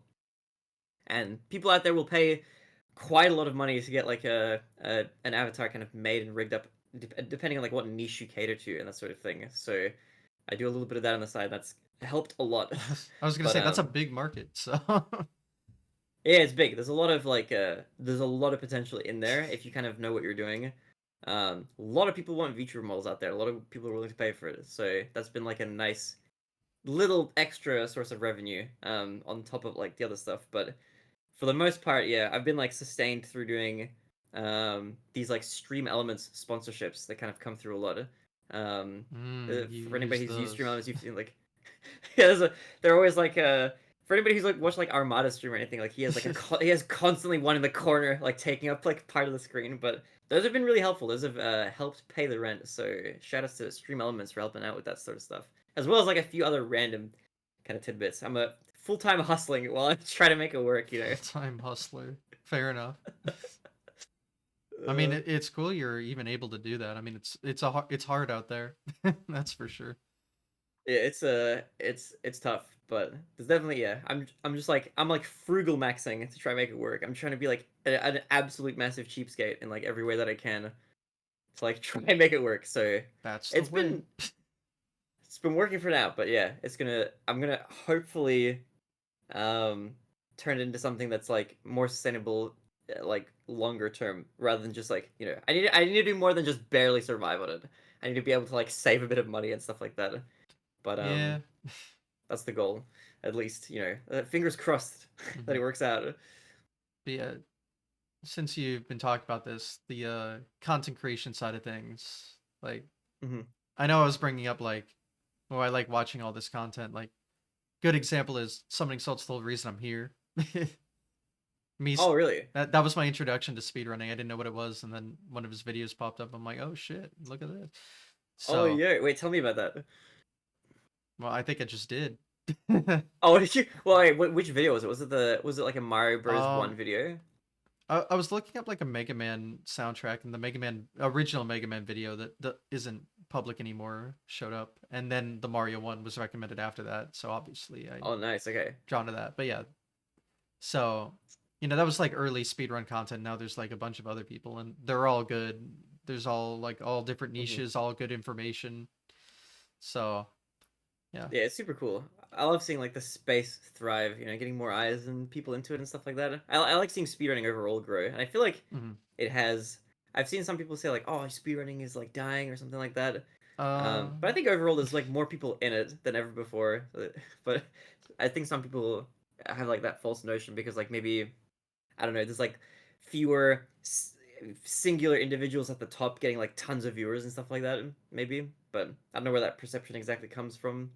yeah, I mean, it's definitely not as I don't know what to I don't know what to say. It's not like, let's see. So early Twitch, like there wasn't a lot of Hmm. different content. So speedrunning was huge because it was like one of the main things. But now there's so many different things you can like stream that even though Yeah. speedrunning got more popular with everything, it's like just a small fraction of like this grand other thing. Hmm. So it like seems small in comparison, I guess. I guess that's the best Yeah, way that's a I good can way. put it. I don't know. I think that's a good way of putting it. Yeah, I think for Like sure. there's It's so yeah, much like a on case the of like market now that it yeah, doesn't yeah, yeah. seem like as important as it once was, I guess, and that's where that comes from. That's my take on it, anyway. I think that's probably right. I think there's probably like yeah, there's overall probably more eyes on it and more people doing it and more people into the scene and stuff like that. But now there's like way more people. It's like a combination of like way more people are doing it, so that people Hmm. are just spread out more. And there's like way more events as well. Like I think way back it used to be like just GDQ and that's it. But now you've got like ESA, Pace. There's like tons of stuff constantly going on, so people just spread out more, doing a bunch of different stuff. And then like you said, like in early Twitch days, when you had like Siglemic and like Narcissa doing runs and stuff like that, like there were like a large chunk of like the viewer base back then.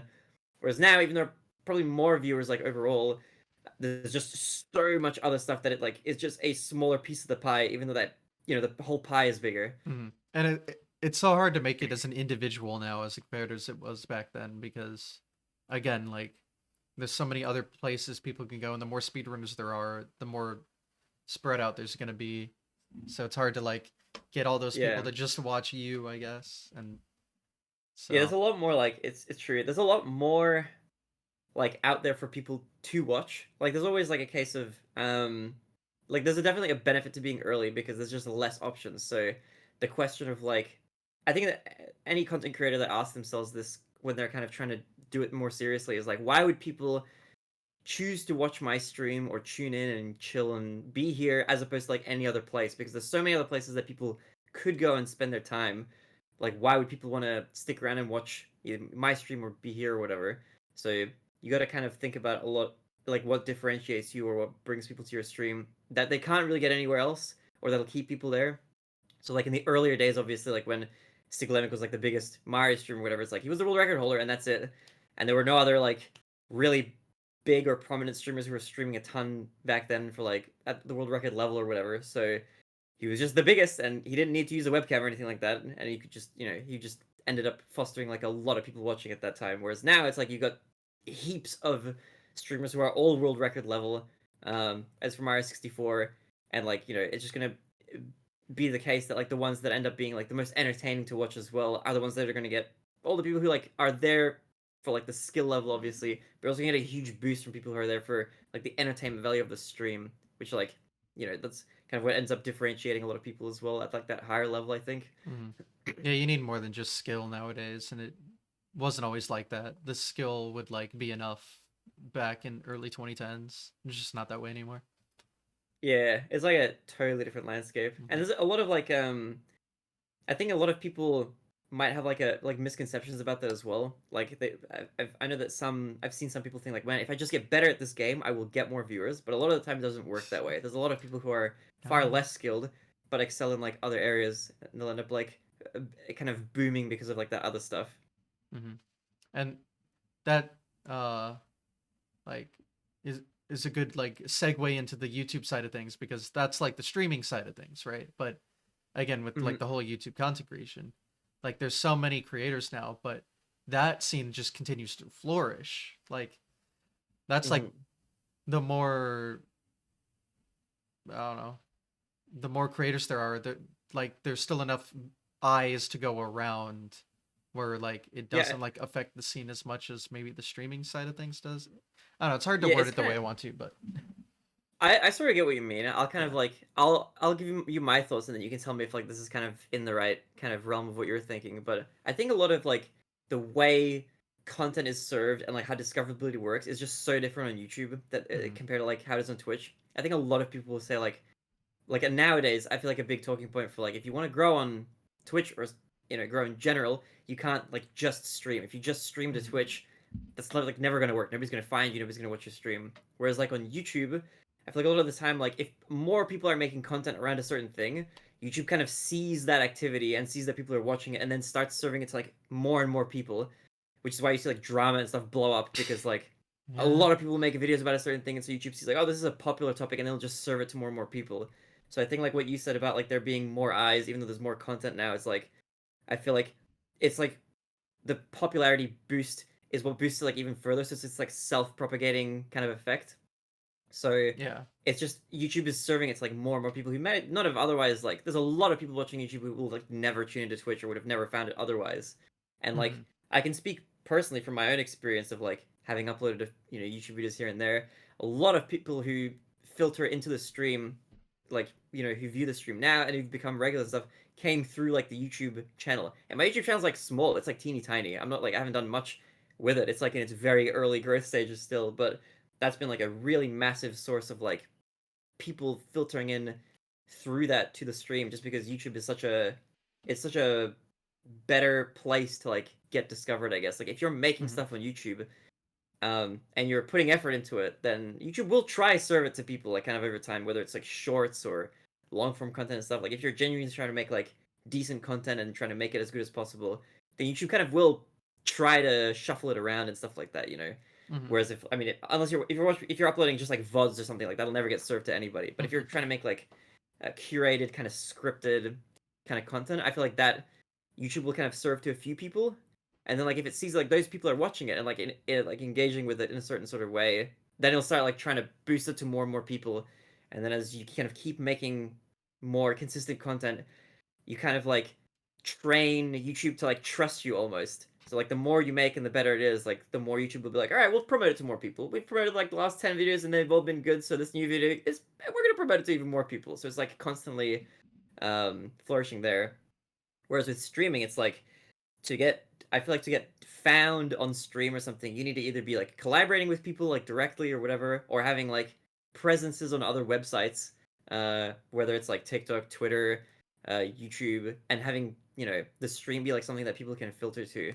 Um, and yeah, that's kind of like finding out like what you should be doing and like how to do it is like kind of an art in of itself. I think there's like a huge element of luck, obviously. Like you Mm-hmm. have to get lucky and capitalize on it, obviously.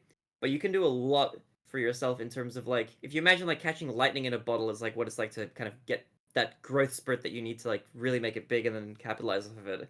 There's a lot you can do for like setting it down as many jars like on the ground as possible to hopefully catch that lightning strike when it does strike. Because it's not just about like getting lucky, it's like about giving yourself opportunities to get lucky so that you can capitalize on it, because lightning will strike at some point, but you got to be ready for it. Yeah. And yeah, I agree with all that. Obviously, yeah, you just need Twitch by itself can't do anything with that in current year. Yeah. So, but yeah, because you talked about doing it, do you do like the YouTube content specific side of things? Then is that something you focused on more? Like, what do you mean? Like, like my YouTube is just VODs and stuff. Oh, yeah, yeah. But do you do like the whole like here's actually like exclusive YouTube content? Yeah, so okay, I was thinking about this. So now what I'm doing now is like I'm actually, yeah, I'm doing what you said, like making scripted like content. Like, I think Yeah. when I think there was like a before the carpetless discovery, I made like a video about I think it was Parsi or one of these runners did like um uh an RTA segmented run of just Rainbow Ride or something, and they did with Carpula. So I talked about like the history Hmm. and stuff a little bit, just like you've seen with like these like speedrun lore videos. So I've done a few of those and like talked about like the IQ and these random other things. So I've been trying to make like specifically like these are YouTube videos first and foremost. They're not like a highlight or anything, because I had this thought before. I tried kind of for a little bit, not really putting effort into the YouTube channel. I just made like either I put VODs up there like just speedrun PBs, or I put like just highlights from the stream. But I kind of realized that there's like a fundamental flaw with that approach, which is that like I mean, unless you're putting up like a world record, which is like people are gonna see the world record, obviously. If you put up a world record video, then like people will just find that because they're looking for that. Um, but for like stream highlights, for example, which I feel like is something that a lot of people gravitate towards, is like, oh, I see like my favorite content creators are doing stream highlights on their channel, so they try to do that as like a smaller creator. I think I've realized that like those types of videos in almost all cases will not appeal to viewers who are not already fans of like the stream. As in, like, if you're watching like Ludwig stream highlights or something, for example, or Squeaks stream highlights, you're watching them because you're a fan of Squeaks the streamer, right? It's not like you find Ludwig or find Squeaks through like stream highlight clips. Most of the time it's like you'll find them through, or you'll find a content creator, at least on YouTube, you'll find out like for Summoning Soul, right? He's doing these like video essays on like speedrun history, and they're like these unique YouTube videos that he's providing. And you might go through his like socials and stuff and feel like, oh, he's got a stream, wow, and you'll filter through into his stream if you're like a big fan or something like that.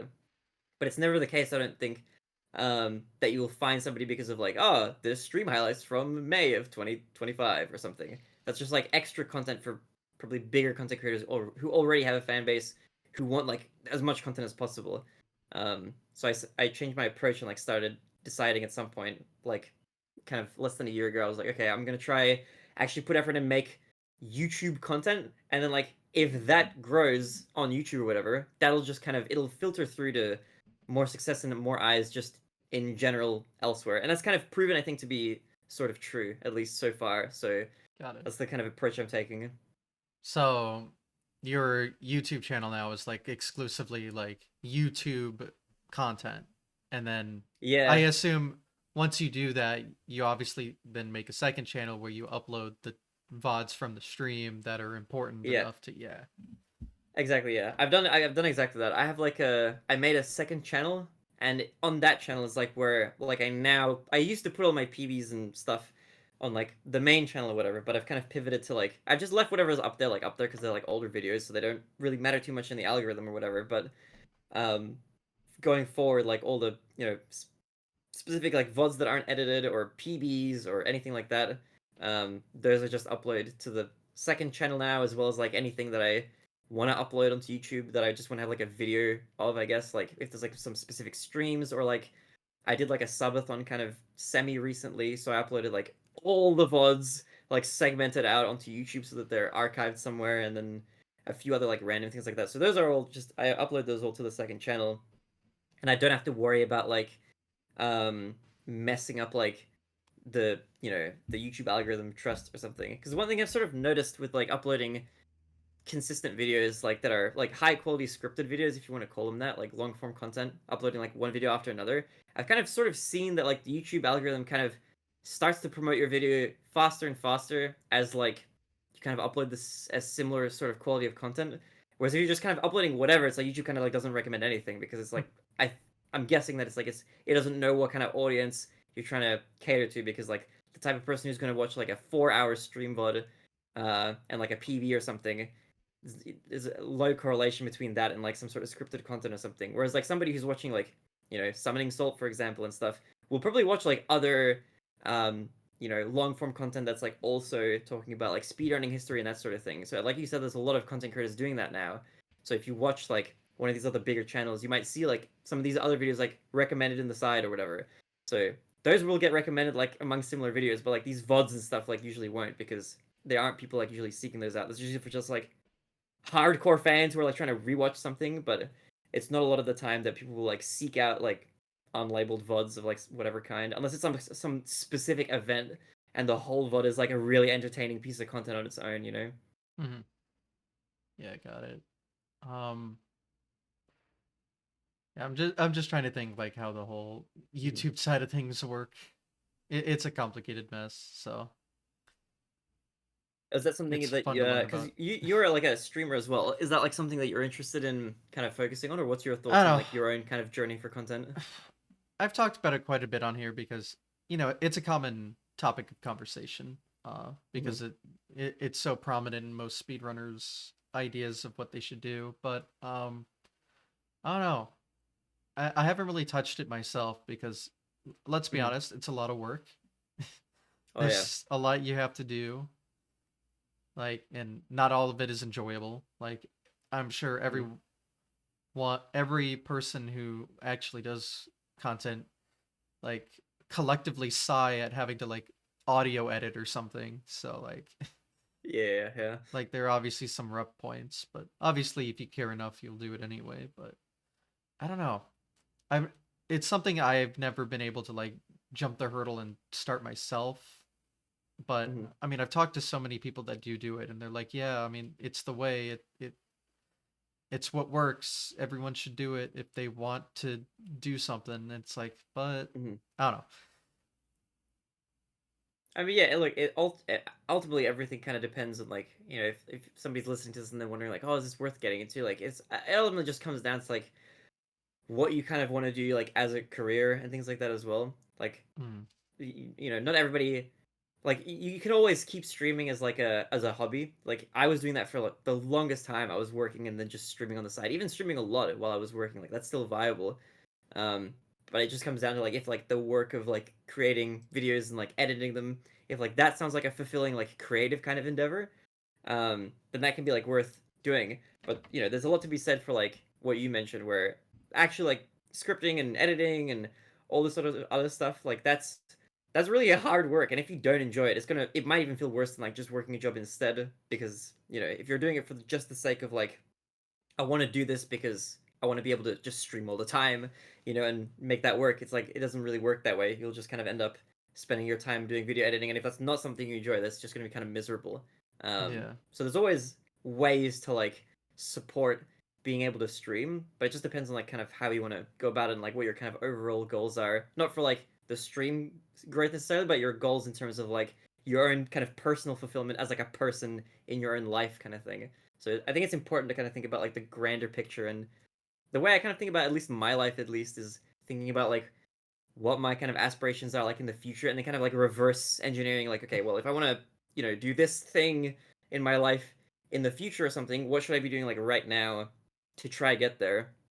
And that's like the whole reason I even took like the risk of trying to do this in the first place, because for me at least personally, like everybody's different, but like working the office job was like absolutely miserable. It was a horrible Yeah. horrible experience.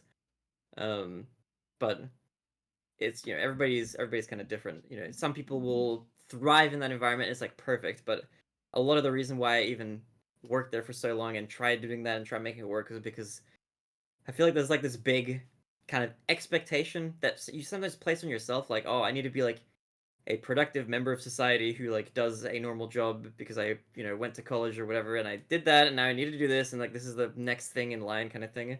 um but if that like doesn't jive with you, then for me at least, I was like, okay, well, I lost my job, and I have like an opportunity to maybe try it out. So this would be like, for me, like the editing process and everything. Like I love all the entire I love the entire process. It's really, really fulfilling to like work on a project, craft it, and then like have it be finished, and then have people kind of experience it, whether it's like art or music or video creation or whatever.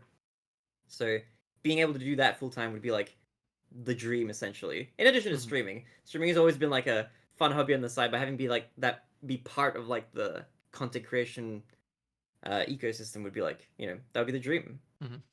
And yeah, it's important to note that yeah, everyone is different, so you have to like figure out what you want out of it, and what you Mhm. find enjoyment from, and then twist how you want to pursue it to what fits your needs, I guess.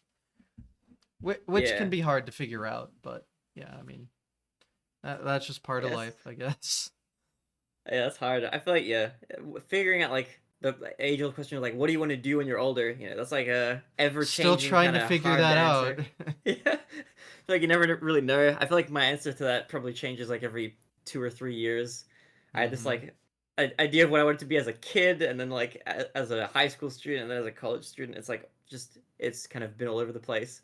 I think as a really little kid, I was like, oh, I want to be an actor, Mm. but and then like as I got into high school, I was like, oh, I love math. Maybe I want to do something math related or something. And then that kind of ended up turning into I ended up I didn't mention this before. I was doing a so my degree at university was a I did a double major in commerce um for economics and finance, which is how I ended up sort of in the banking area or whatever. And I ended up finding no jobs trying to work in that field. I was like out of university for like over half a year, like trying to find work, and just I literally sent in hundreds of applications with no replies, very few interviews, pretty much, and it was just like very very bleak. Yeah. But what en- what ended up I think kind of happening was throughout sort of high school, at least for me, and in early high school as well, I was really into coding and like, but I just self taught like web dev stuff, and I set up like a server at home that like was like linked to like a file transfer protocol server, and then like that's something that you could access like via IP if you were like on a different computer and stuff. And I was doing all this like random stuff and just fun projects, and I coded up all these like random things, and then I kind of stopped doing that. And for whatever reason, I just like never thought about it being like a potential career. I always just thought of like, oh, computer science is like too hard. I'm not going to do that. Seems a bit too monotonous or boring or whatever. Um, but then when I was like desperate looking for work, I ended up like just starting to. There was a point where I was like, okay, I've been applying like jobs that are related in my field. I'm just gonna start applying for anything to see like if I get interviews for anything at all because I was like disillusioned. And I applied for this place that was like, they were willing to like upskill you for a bit, in computer, like software development stuff. I was saying like, you know what, like a lot of people do this. I'm gonna give it a try. I have like a portfolio of stuff, and when I showed off the like my personal projects that I worked on, the interviewers and stuff at the time were like they were really into that. I think when they were asking about university and stuff, they were like, oh yeah, whatever. It's kind of they were giving kind of lukewarm responses, but having those like personal projects that were very like they gravitated towards that immediately. Um, and then I played a bit of a gamble. I was a little bit desperate, so I was I tried to like be a little bit cheeky. Um, because a lot of interviews that I had been in before that were failures, like they went kind of well during the interview, but then they would be like, "Oh, we'll get back in touch with you and we'll let you know." And that always basically meant like, "Okay, I'm not getting the job."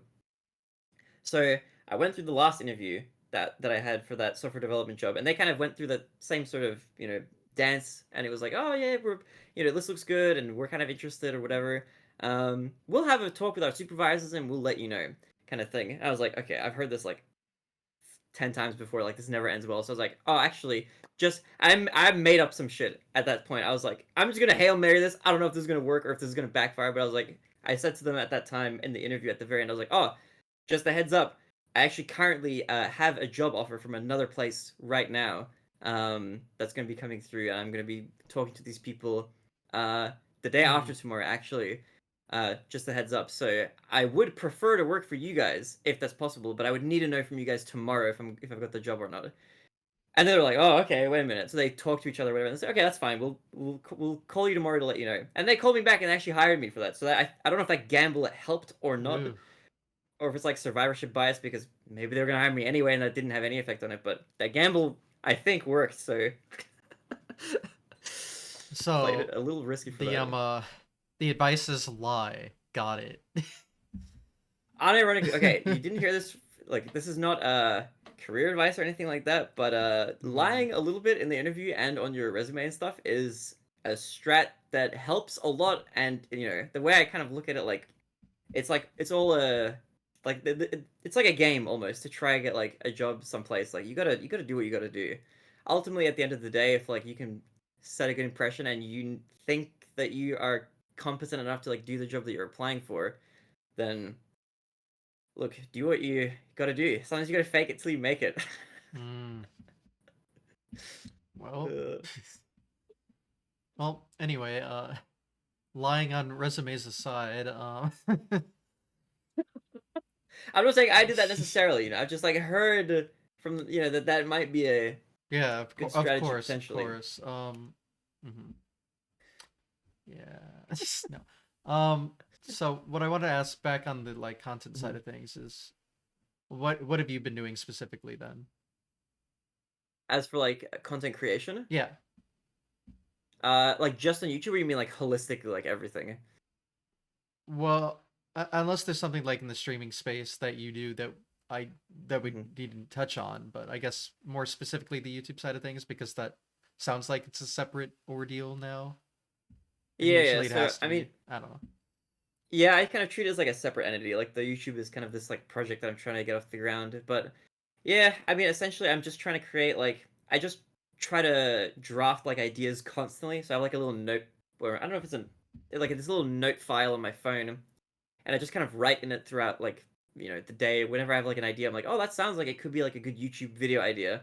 I'm just kind of constantly trying to think of things that I want to watch, or if friends mention something, I ask. I always ask people like, oh, if you have any YouTube ideas, like what would you want to watch from like a gaming centered channel, like, and people will sometimes give me ideas. A lot of the time they're bad or terrible, but sometimes there's like a gem in there.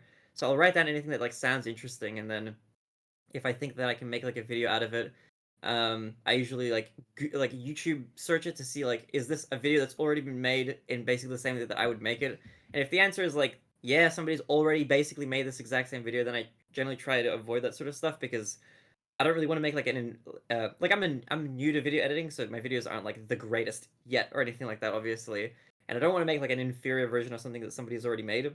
But if I feel like it's like a new thing, or if it's like building on something that's already out there, or if there's like some perspective I can give that's like unique or different, or will kind of add value to the video, like on its on its own sort of thing, then I try to gravitate towards that. Like I did a couple challenge videos for Mario 64. I did like two or something, and they were both things at the time that I didn't really see done or done well at the time. I don't know if there's been more videos made since, but the two videos that I made that were challenge runs were one of them was can you beat Super Mario 64 without I forget how I worded it, like without touching enemies or talking to NPCs or anything like that. With the exception of Bowser, because obviously you have to fight Bowser to finish the game. But Hmm. so no talking to NPCs of any kind, and no um no no touching enemies, no triggering any like Like bubbles or anything like that. pacifist. Yeah. Yeah, essentially like that. And then I also added in the restriction of like I'm not allowed to do like crazy glitches like LBLJ or click through walls or anything like that. I have to like not break the game to try to get it to work or whatever. So that was a really really fun video to make. And then the second video I tried doing that was like another challenge video was can I beat the game if I act like I have no idea what to do and I only use ChatGPT to give me Oh instructions. God. And that was a night. That video was painful to make, because ChatGPT just like hallucinates things into existence that aren't there or whatever. So it's a lot of like interpretive, like trying to figuring out what it's trying to say or trying to make it make sense or whatever. But that was like a fun video as well. So those two videos were like challenge videos that I did, and then I've kind of done a few videos like covering like oh this just happened in like Ocarina of Time speedrunning because that's just a space that I'm interested in. And I follow stuff. So there was like a new minute barrier broken in Defeat Ganon at one point. I made a video about that. I just talked about the runs. There was a world record that got broken by like a single frame, which was pretty nuts. Hmm. So I talked about that. Um, so like little things like that. I talked about like I made a video talking about like the IQ, which is the Chinese version of the N64 that got released in like the 2000s, like Mm-hmm. only in China that was very briefly like uh I think the any percent world record was on that briefly at some point in like 2014 for Ocarina of Time. But I talked about like how that console came into being, like what it was about. Because I searched up like videos about it, and I saw some people doing like really short ones that didn't really go that into detail, or extremely long ones that were like way too just too much detail and too slow and not very engaging. So I was like, okay, I can maybe make a video talking about that. Um, so I've just kind of made like little videos here and there, just seeing what sticks. Nothing has like super duper taken off. A couple of those videos have gotten like over 1,000 views, which is like, you know, small potatoes, but it's nice that some of them have like done reasonably well. So I'm just kind of trying to make stuff at least that's like consistent within that theme of like gaming and maybe speedrunning and competitive gaming and that sort of space, just to try like capitalize on that niche and then, you know, see what sticks, and then hopefully something, you know, something pops off a little bit, and then we just kind of go from there. I'm kind of agnostic in terms of like what specific kind of content I should make. I'm trying to make like lots of little different kind of things. Like I'm not making like just speedrunning related history videos or like just challenges or anything like that yet. I'm just trying to kind of make a little bit of everything, just dip my toes in like a lot of different things that are kind of just related to this general pool of themes and videos to see like if something sticks, then I'll capitalize on that when it does. Um, and then I made like a Patreon as well for that, so that like if people want to support like the YouTube channel specifically and get their name in like the credits of like the video or something, that's like a early avenue for that. For the small creators out there, don't be afraid to like if you're trying to sustain yourself doing it, put out ways for people to support you. It might feel like there's I think a lot of maybe like self-doubt or insecurity about feeling like, oh, I'm being a sellout or something like that by trying to, you know, put out these sort of things. But there's a lot of people who will watch you if you have fans of your stuff, like whether it's streaming or YouTuber stuff. There's gonna be people out there who want to support you if you have like the avenues for it. So I feel like giving people a way to do that is like both it's like it's a nice extra thing like long term as well, for like because you're gonna if you're doing it seriously, you might need to set that stuff up at some point anyway. But especially in like the early stages, that's going to be like very helpful to get your stuff kind of going, and it might be an extra motivator as well. Like if there's a financial incentive, like if people are like, hey, I'm paying you through Patreon, you better be making videos. Like there's going to be more of an incentive to actually like deliver on like making stuff. It's like an extra layer of like accountability as well to actually get stuff out of the door. um One big thing that I think I struggled with at the like early on, that I heard a lot of like other people talk about, like how you shouldn't let it kind of stranglehold you, is like I think a lot of people struggle with like analysis paralysis. Like a lot of people will think way too much about like what they could do for like their first video and like try to overthink it too much. But I think a really valuable piece of advice that I got, I don't remember from where anymore, was just like just try and make something. It's like your first videos are gonna be like absolute crap. You're gonna look back at them and be like embarrassed, like, oh man, my cadence was horrible, I talked terribly, the topics were like bad, I didn't research this properly, I made some mistakes. That's just gonna happen. It's like a craft, like anything. You can only get better at it by doing it. So that's what I'm kind of using as motivation to just power through and make videos. Like it's gonna be like a learning process, but as it kind of goes, you'll just like learn skills and edit and stuff. One thing I'm trying to do is like with every video, I'm trying to learn like a new editing technique or do something different in some sort of way so that I'm learning like a new thing. Like I had to learn how to video edit for the sake of making the videos because I didn't know how to do that before. But I was like, okay, well, I'm not gonna be able to make videos unless I learn how to edit. So I learned sort of how to use basic like video editing tools, and I try to make like a rule of like every time I make a new video, I want there to be like one thing that I'm improving each time, or one new thing that I'm learning each time I make a video, whether it's like a new fading effect or like how to make text pop up on screen and move around or simple stuff like that, you know. So that's like what I've been kind of that's like the angle I've been going at it. It's like in early stages still. I've only made like I think like 7 or 8 of these like long form videos, but that's kind of my trajectory going forward. I hope that that's like something that works out and ends up kind of you know, becoming a bit more successful in terms of like people watching it and people wanting to see that kind of content. All right. Yeah, that a lot of the like advice you said is what I've heard as well from a lot of other Mhm. people. So I do feel like that's the way to approach the craft, I guess. Yeah. So it makes sense. I'll jump back into Mario 64 now because there's some stuff we haven't gone over yet that I know we Mhm. wanted to talk about, was like more of the tournament side of things, because Oh yeah. Okay. as we said at the start, like I know later today you have to do a tournament, and I do. and you have said like tournaments were a big part of like the community aspect of that game. So I want to talk more about like Yep. your experiences with the tournaments and like what tournaments exist there, because you mentioned the league, right? with Hmm. the points and all that. So, what else is there in the 64 world? I guess. Yeah, so I can talk a little bit about like some of the tournaments that happen, and this one that I'm competing in right now. So I'm playing in a tournament hosted by a lovely fellow by the name of Zeus44. He's hosting a tournament called the Summer 70 Star Spectacular, and so this is like a tournament of I think 56 players to start off with, and the way he started off was like there's like an LTA, like a limited time attack at the very beginning, 8 groups of 7 people, and you'll have like everybody had 3 hour, 2 3 hour sessions to set as best a time as possible in the span of 3 hours times two, so 6 hours over the course of the 2 sessions, and then the top two best times out of each group got seeded into like a 16-person bracket, and that's like what's kind of playing out now. So I managed to get seeded first in my little group of 7, and then I've been playing through the bracket now, and I'm in winner's side of top 8. This is the first match of that side, so I'm nervous, but Hmm. um, the rest of the matches like in this bracket are all just 1v1, one match each, one race. We just do a no reset 70-star run essentially, and whoever gets the faster time will move on. To touch on a little bit of like the platform differences, since this is a 70-star tournament with like no restriction on what platform you can play on. For people who play on, I think Nintendo 64, there's no time delay. That's like the slowest version, so there's no delay there. But if you play on emulator, you get a 27-second time penalty, and if you play on Wii Virtual Console, there's a 1 minute time penalty. And the point of that is to even out like the advantages of like those other two platforms because they just load faster, or in like conditions where you ideally lag reduce as much as possible in N64, they still lose that much time just to, there's just a certain amount of lag you can't get rid of completely in the game. Whereas like on an emulator, and especially Wii Virtual Console, like just that lag doesn't exist. So I'm playing in that currently, and it's like a nice 1v1 double elimination tournament. So you have a chance after losing once to still make it all the way to the end. But if you lose twice, you get knocked out essentially, and that's like your final placing. But that's happening right now. It's pretty cool. There's a lot of cool commentary stuff as well.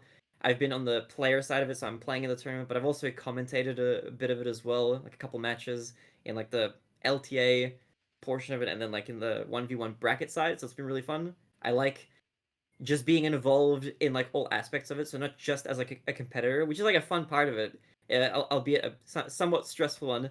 I feel like being a commentator as well, and like commentating the matches and casting them or whatever, like a co-commentator as well, is like a really fun experience. And if that's something that anybody's interested in trying, we really recommend. There's a lot of fun people who are very welcoming to give people a try. I think the Mario community in general is like very open to propping up like new voices and giving people a good chance at like experiencing like the fun sides of that kind of part of the community.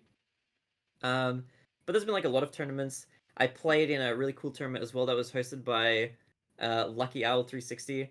I played with my partner Yumizuru. He was we played in this tournament. It's called the Coaches and Noobs tournament. Hmm. So the gimmick of this tournament was like we got a seasoned veterans or like experienced players of Mario 64 to pair up with a quote unquote noob or somebody who's like never speedrun before or never speedrun the game before, and they had like a certain amount of time to teach them like the basic 16-star run.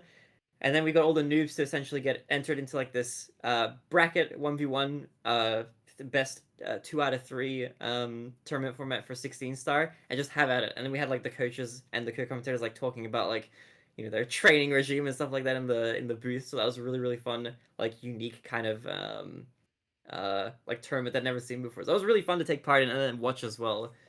And there's always like there's constantly like tournaments going on. Like 70 stars is a pretty common category just because it's very stable. It's like easy to get a 70-star run going compared to like some of the other categories because of like the tricks. 70 stars is kind of like a notorious like a no major glitches kind of category because BLJs or backwards long jumps are not allowed, which means that you don't have to do LBLJ at the very start to clip all the way into Dark World.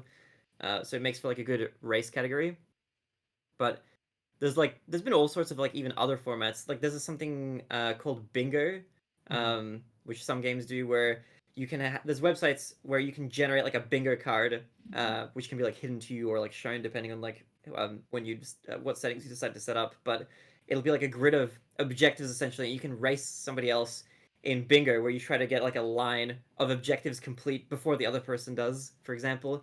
And like these cards will have like, the objectives will be something like collect every coin in Womp's Fortress, and collect the first star in every stage or whatever. And you'll have like a bunch of these random objectives that you're trying to complete. And people host tournaments for bingo as well, and even like variations of that format on bingo. Then there's also like randomizer, which is like a rum hack that randomizes stage entry and star locations and coins and stuff. So people race in like randomizer as well, and that's like proves to be like pretty fun and like very chaotic and stuff. And there's like tons of different ways that people have reimagined like competing in the game and stuff. And because Mario 64 is such a popular game, there's constantly tournaments happening. So there's always like ample opportunity to play with other people and stuff. And for me personally, like I like the social aspect of like being involved in like these events and stuff, just because they're they're nice ways to meet people. It's also like a good networking opportunity as well because these are other you'll oftentimes be with other people who are also like doing the more content creation focused side of speedrunning and stuff like that. So they're also like trying to stream and make YouTube videos and whatever. So you're making connections there. You're making friends with people who are in a similar sphere to you. So they'll be able to relate, more on that sort of same level, which is really good. Um, but also like the other part that's really satisfying is like I'm just a very competitive person by nature. I feel like every speedrunner to a large degree has to be. Like that's just kind of like that's kind of ingrained almost in like the nature of speedrunning. So like racing against other people to, win essentially is like, there's a large part of that that's like really fun to do. And like that carries over from even when I was doing or well I still do like play in melee tournaments and stuff. So like that aspect of like competing in like a tournament format is just like, you know, very like high octane and like a very like exciting and adrenaline inducing for me as well. So I like that part of it. So that's kind of how I engage with like the tournaments. But I'm constantly involved in stuff. Like if anybody's ever watching like Mario 64 tournaments and stuff that are open to people who are not world record level, then I'll usually be like around in some sort of capacity in one way or another. Got it. Yeah, I know Mario 64 specifically has a ton of tournaments. Mm-hmm. There's always something going on, which, you know, I know my game, Mario 1, we used to have quite a few, but just not Mm-hmm. anymore. I don't know. So, it's nice that at least something out there just continually has a bunch of community driven stuff. Yeah, 100%. I know there's a lot of games that have kind of come and gone and like fluctuate in terms of like how much in terms of like events things are happening and like popularity and stuff. I know like Ocarina of Time when I got into speedrunning in 2015, 2016, Ocarina of Time was or it felt like it was way bigger than it is now. Like it feels like Ocarina of Time was like nosedived in like mainstream speedrunning popularity, but that used to be like the other game with Mario 64 that was like up there, but now it's kind of like fallen a little bit to the wayside for whatever reason. It's hard to say exactly, but um, for me, like the big driver for why I'm like doing Mario 64 now is like because of that popularity. Like if Mario 64 was like just another random niche game like I used to run, I would definitely wouldn't be running it like Hmm. at all. I got burnt out from playing because I speedran for 4 years to an audience of no one Mm-hmm. for like a niche game that like not many people were watching or like many people cared about. So I was just like just for the love of the craft. But like I feel like there's only so much of that that you can do before it's like you kind of want to like engage with something that's like more like socially fulfilling or popular or whatever. So like that's like the main reason why I'm into Super Mario 64 at least like still now. Like the game itself is really cool and I love speedrunning the game. But if its popularity like nosedived completely and then like some other game got really popular and it was like clear that it was a mainstay and not just like a phase or something like that, like with like if like my like Minecraft speedrunning kind of blew up and then immediately fell back down again. But if it was clear that it was going to be like around and it was like a popular game, then I would probably switch because I like being part of like an active community more so than like whatever game I'm speedrunning. Like the thing that I realized after speedrunning that other game for like 4 years is like I like the act of speedrunning more than like any specific game that I'm running. So I could switch to like any number of games, um, as long as they're popular or whatever. And if I'm speedrunning them, I feel like it would be like equally fulfilling or whatever. It's just fulfilling a lot of the time because of like a lot of the other stuff that's going on. But I'm like a little bit over, or I was a little bit over, like just speedrunning some random niche game that nobody would want to watch. It's probably very different. Like if you grow as a content creator and you become huge, and you decide like, you know what, I'm just gonna speedrun some random game just because I feel like it, because then you already have an audience, people will be there, and you can almost make the meta. Like I think for people who've been like super into the speedrunning scene, you may have seen like, for example, like Moist Critical. He's done these like speedrun challenges where he put like $10,000 on the line, 2 weeks for people to run this game. Whoever gets the best time wins the money or something like that. And he picked these like random games like nobody would have cared about like ever, you know, and never in a million years without his influence or you know without the attention would they have ever grown to have like any amount of competitive play to like a large degree. But like that kind of spotlight like let the game flourish for a little bit, and then you know after the tournament obviously like they died down again, but it goes to show like you know how much that sort of thing can affect things. But that competitive environment is like what I enjoy more so than like the specific games. um at least that's how I kind of think about it. I've always said like even on my stream like I'm not even really like a big Mario fan, even though I've played more Mario 64 than literally any other game ever. um I'm not like huge on Mario. I've always been like a Zelda like enjoyer as far as like actual like casual game enjoying or whatever, but Mario just happens to be like the speed game almost. So that's like what kind of I guess brings me enjoyment out of it. No, as long as you're having fun, right? That's all that matters. Oh yeah, exactly. That's what it's all about at the end of the day. You know, if it's making you miserable, you know, you shouldn't be doing it too much. But I mean, that's also part of it. You know, you gotta have a little bit of misery in there to know that the good times are good when they happen. I see. All right. I feel like there's some wise adage there about suffering and stuff, but I'm not quite sure. You know. Well, I mean, we all gotta suffer a little bit. Yeah. It just comes with the territory.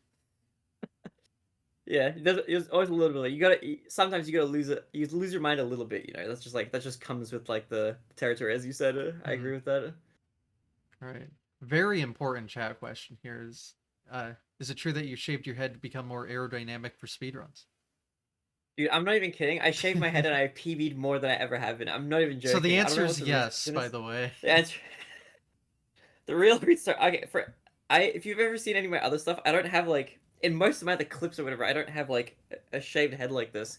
But what happened was I think like 2.5 weeks ago, a chatter of mine said something like, "Hey, out of curiosity, how much to hey streamer, how much to shave your head?" And I just threw out a number. I was like, I don't know, I'll do it for like $300. And somebody else asked about that and said, "Hey, out of curiosity, when you said $300, were you serious about that?" And I was like, "Yeah, I guess." And then it got donated that stream, so I was like, "Okay, I guess I'll just shave my head on stream then because I said I would do it." So then I paused whatever I was doing and I 300 shaved my bucks head is on stream. 300 bucks. Yeah, I know exactly. I can't complain about that. Everybody's telling me like, "Oh, you lowballed it. You should have picked a higher number." But bro, that's I've never been paid to cut my hair, you know. So we take those. That's why it's fuzzy. I will say that I've been one kind of nice thing. I've never been bald ever in my life, so this is a new experience. Um, but I am like my faith has been fully restored in my own like hair and hairline. Like I don't think I'm not worried about going bald or anything, and I'm pretty happy with how my hair is growing back. So that was kind of nice. It was like a good it was a good ego booster. So I'm happy about that actually. Well, I hope that answered the important question. So I'm glad we're asking the hard uh, hitting stuff here. Um, I'm glad you asked. let's see. I don't know. Is there something in your history I haven't asked about or that you haven't talked about that you'd like to? I honestly I'm not even really sure that there is. I feel like we went over Really? Yeah. kind of pretty unless there's like specific individual points that you kind of want to touch on from like the stuff I've already mentioned. There isn't like any like super secret hidden like secret truth about the Barinade that we don't know or anything like that. As far as like streaming, speedrunning, content creation, and all that sort of jazz, that's like a kind of like that's like the big kind of overview. At least at this point, Hmm. we're early in the chapter in this story, so you know who knows where things will be in 5 years from now. But I think I want to say I hope that this is like the beginning of like a very prosperous kind of future and I not like see. the peak. Yeah, uh, it's what we can only hope you know. for. I guess there's Mhm, a couple things I didn't ask. I mhm. didn't really ask like what your PBs in Mario 64 were. Oh, Let me. Sorry, I make the mistake. Let me I was get that curious documentation up. because, like, where so they were. my PBs, I'll go through. Uh, I'll go through I'll go through all of them in order of like the oldest to newest, I guess. My 120 star PB is a 156.38, which is not great. That can be improved. That's an old one. My 16 star PB is a 17.17, which is absolutely atrocious. That's my worst PB by far. Um, Okay. I like barely run that category in recent times, but it's that. I've got an 831 in 1 star, 53.15 in 70 star, and a 930 in 0 star. Um, which was that was the most psychologically damaging PB to get Got it. probably. I like you saying But that's these where they times sit. are shit when I'd like those times. That'd be nice. It's always like I like to think of it kind of like I mean you competed at world record level. I think you know this like super well Never more so being than most people. satisfied. But Yeah.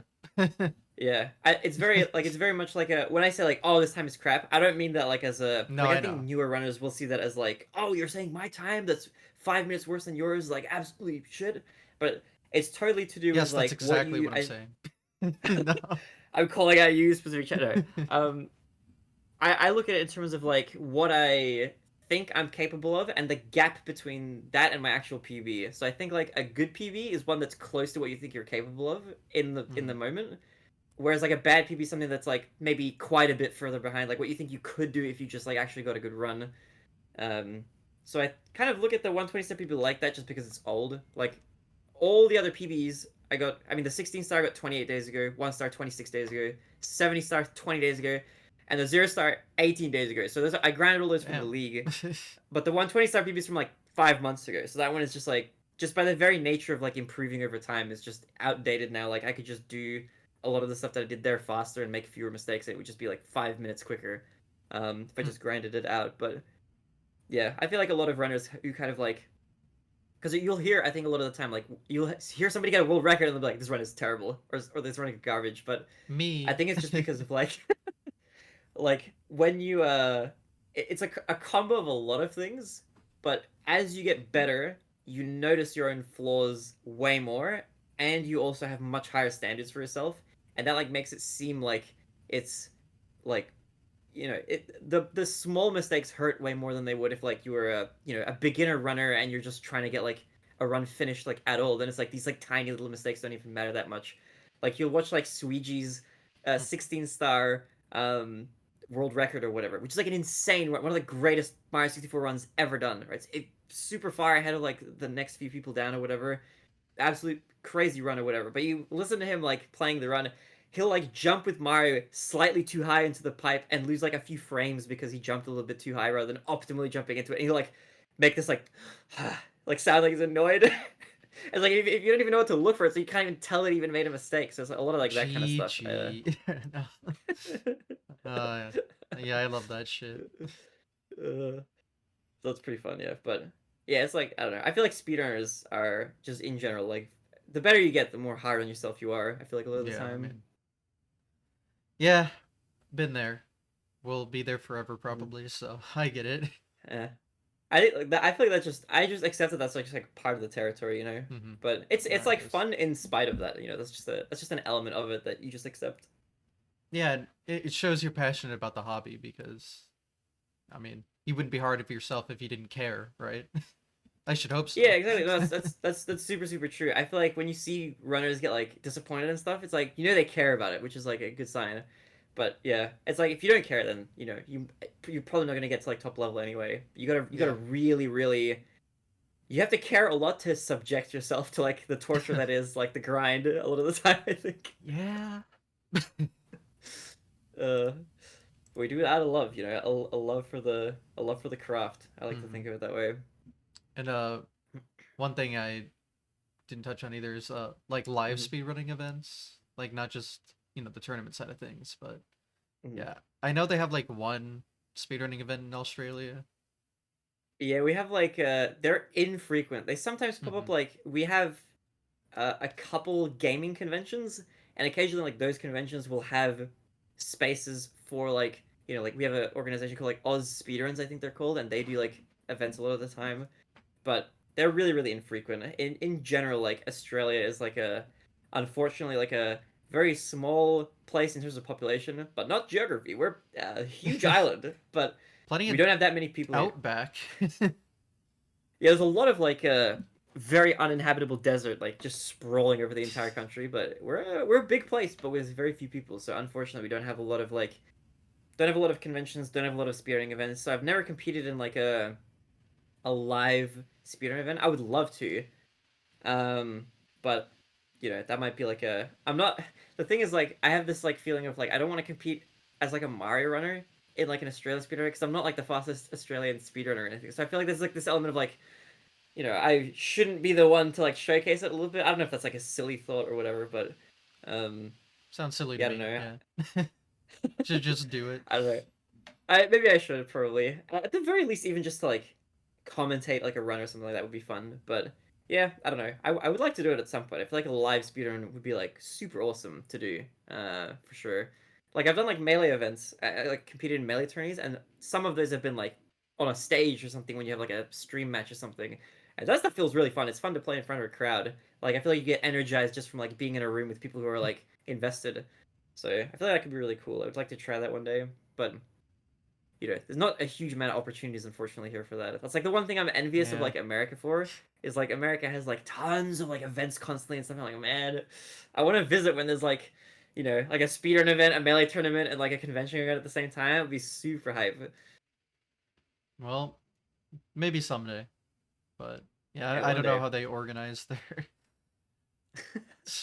all of those different things. I only go to the speedrun events, so Yeah, heck yeah. Are you going to any upcoming speedrun events?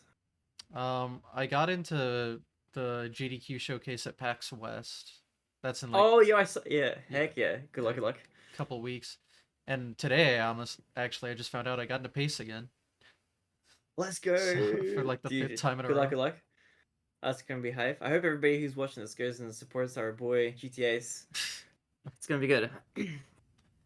Yeah, now, as we all know, the hard thing is finding the money for it. Yeah, that's just travel expenses. Uh, like you were That's the saying, you forever shouldn't struggle. feel bad about like asking for support, but that's something I've never been able to like not feel weird about asking for. So You have to do it, even if it's I just know. like, even if it's not overtly asking. Just let people have a way to do it, because Well, there's well, gonna of be people out there course, who want yeah. to. Mhm. I always have the option available, but it's not something I'm like, please, because I just feel Yeah. weird. No, That's I get just you. me I get though. you. I know. I feel that. I know kind of where you're coming from. A lot of people have that like same sort of reservation, but look, you gotta do what you gotta do to make it work. Yeah. And I mean, at the end of the day, I'm just asking for money so I can go to a charity event and help charity. So it's for charity, so it's fine. Yeah, exactly. See, by asking your fans for money, it's actually making the world a better place. So there you Exact. go. You know, yeah. This is the mindset I'm gonna have from now on. It's not a. Don't think about me. Think about the charity. You don't want to. You don't want to Yeah, affect the exactly. charity. 100%. Even though There they you do fine without me, but like, go. yeah. But yeah, live spinning events cool. Would recommend. Any. It's about all I 100%, got. yeah. Well, I think I've asked everything I want to ask. So Mhm. I guess we can try wrapping things up here. If there's any questions, you can feel free. Oh, Pace does urban arts for yeah, Pace does urban arts, and then GDQ does prevent cancer and Doctors Without Borders. But yeah, Yeah, let's go. any more But all questions? really good causes. Yeah, any questions? Feel free to ask, and then I'll just ask you like future plans and streaming, content creation, speedrunning, Mhm. etc. Yeah, I don't have any specific questions in mind. I think you touched on a lot of good stuff. Mm-hmm. I am excited for the next episode of this show. Are you doing this every Sunday? Is that right? I try. Um, so I'm far so excited. I, good. I I like these little interviews. Yeah, I mean, there's so many people in the speedrunning scene, so For sure, yeah. And there's like I feel like there's not enough like interview podcast style content like in the space. I feel like there's more demand than there is content, I think. So I feel like yeah, you're in a good spot like doing this sort of thing. there's a few of them, but a lot of them don't get that much traction, Hmm. unfortunately, because there's a lot of good stories in speedrunning, and some of it you can only get with a one-on-one conversation. For So sure, yeah, that's true. But yeah, there's definitely a few out there, and I wish us all to get more viewership, I guess, because it's We will cool. all grow together. Let's all Yeah, grow, please. This is a legit job 100%. interview. I don't know about that. I'm not exactly qualified for. I can't. I'm not even qualified to like be the one being interviewed, let alone give a job interview. So why do you think you'd be a good person for our company, GTA's Incorporated? Maybe in 10 years if I ever make it big. No, Let's I'm not go. holding my Well, no, breath. I believe.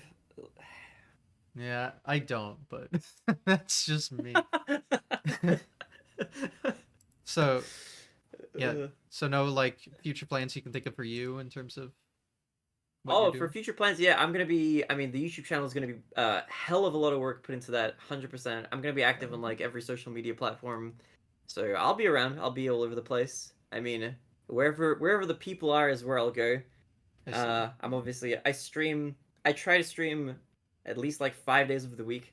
I kind of got like a flu like a month ago, so I was gone for like 10 days or something. But I'm live pretty much all the time. I'm never live at this time slot, because it's like 6:29 a.m. for me now. But I'm usually live.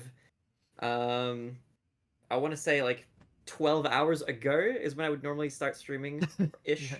Very roughly, maybe even a little bit earlier, and then I usually do long streams for the most part. So if you guys are, if anybody's interested in watching Mario speedruns or speedruns in general, or even YouTube content, check out TheBarinade. I'm around on all sorts of places. I will have the Yeah, links easily heck yeah. accessible. You know where to find.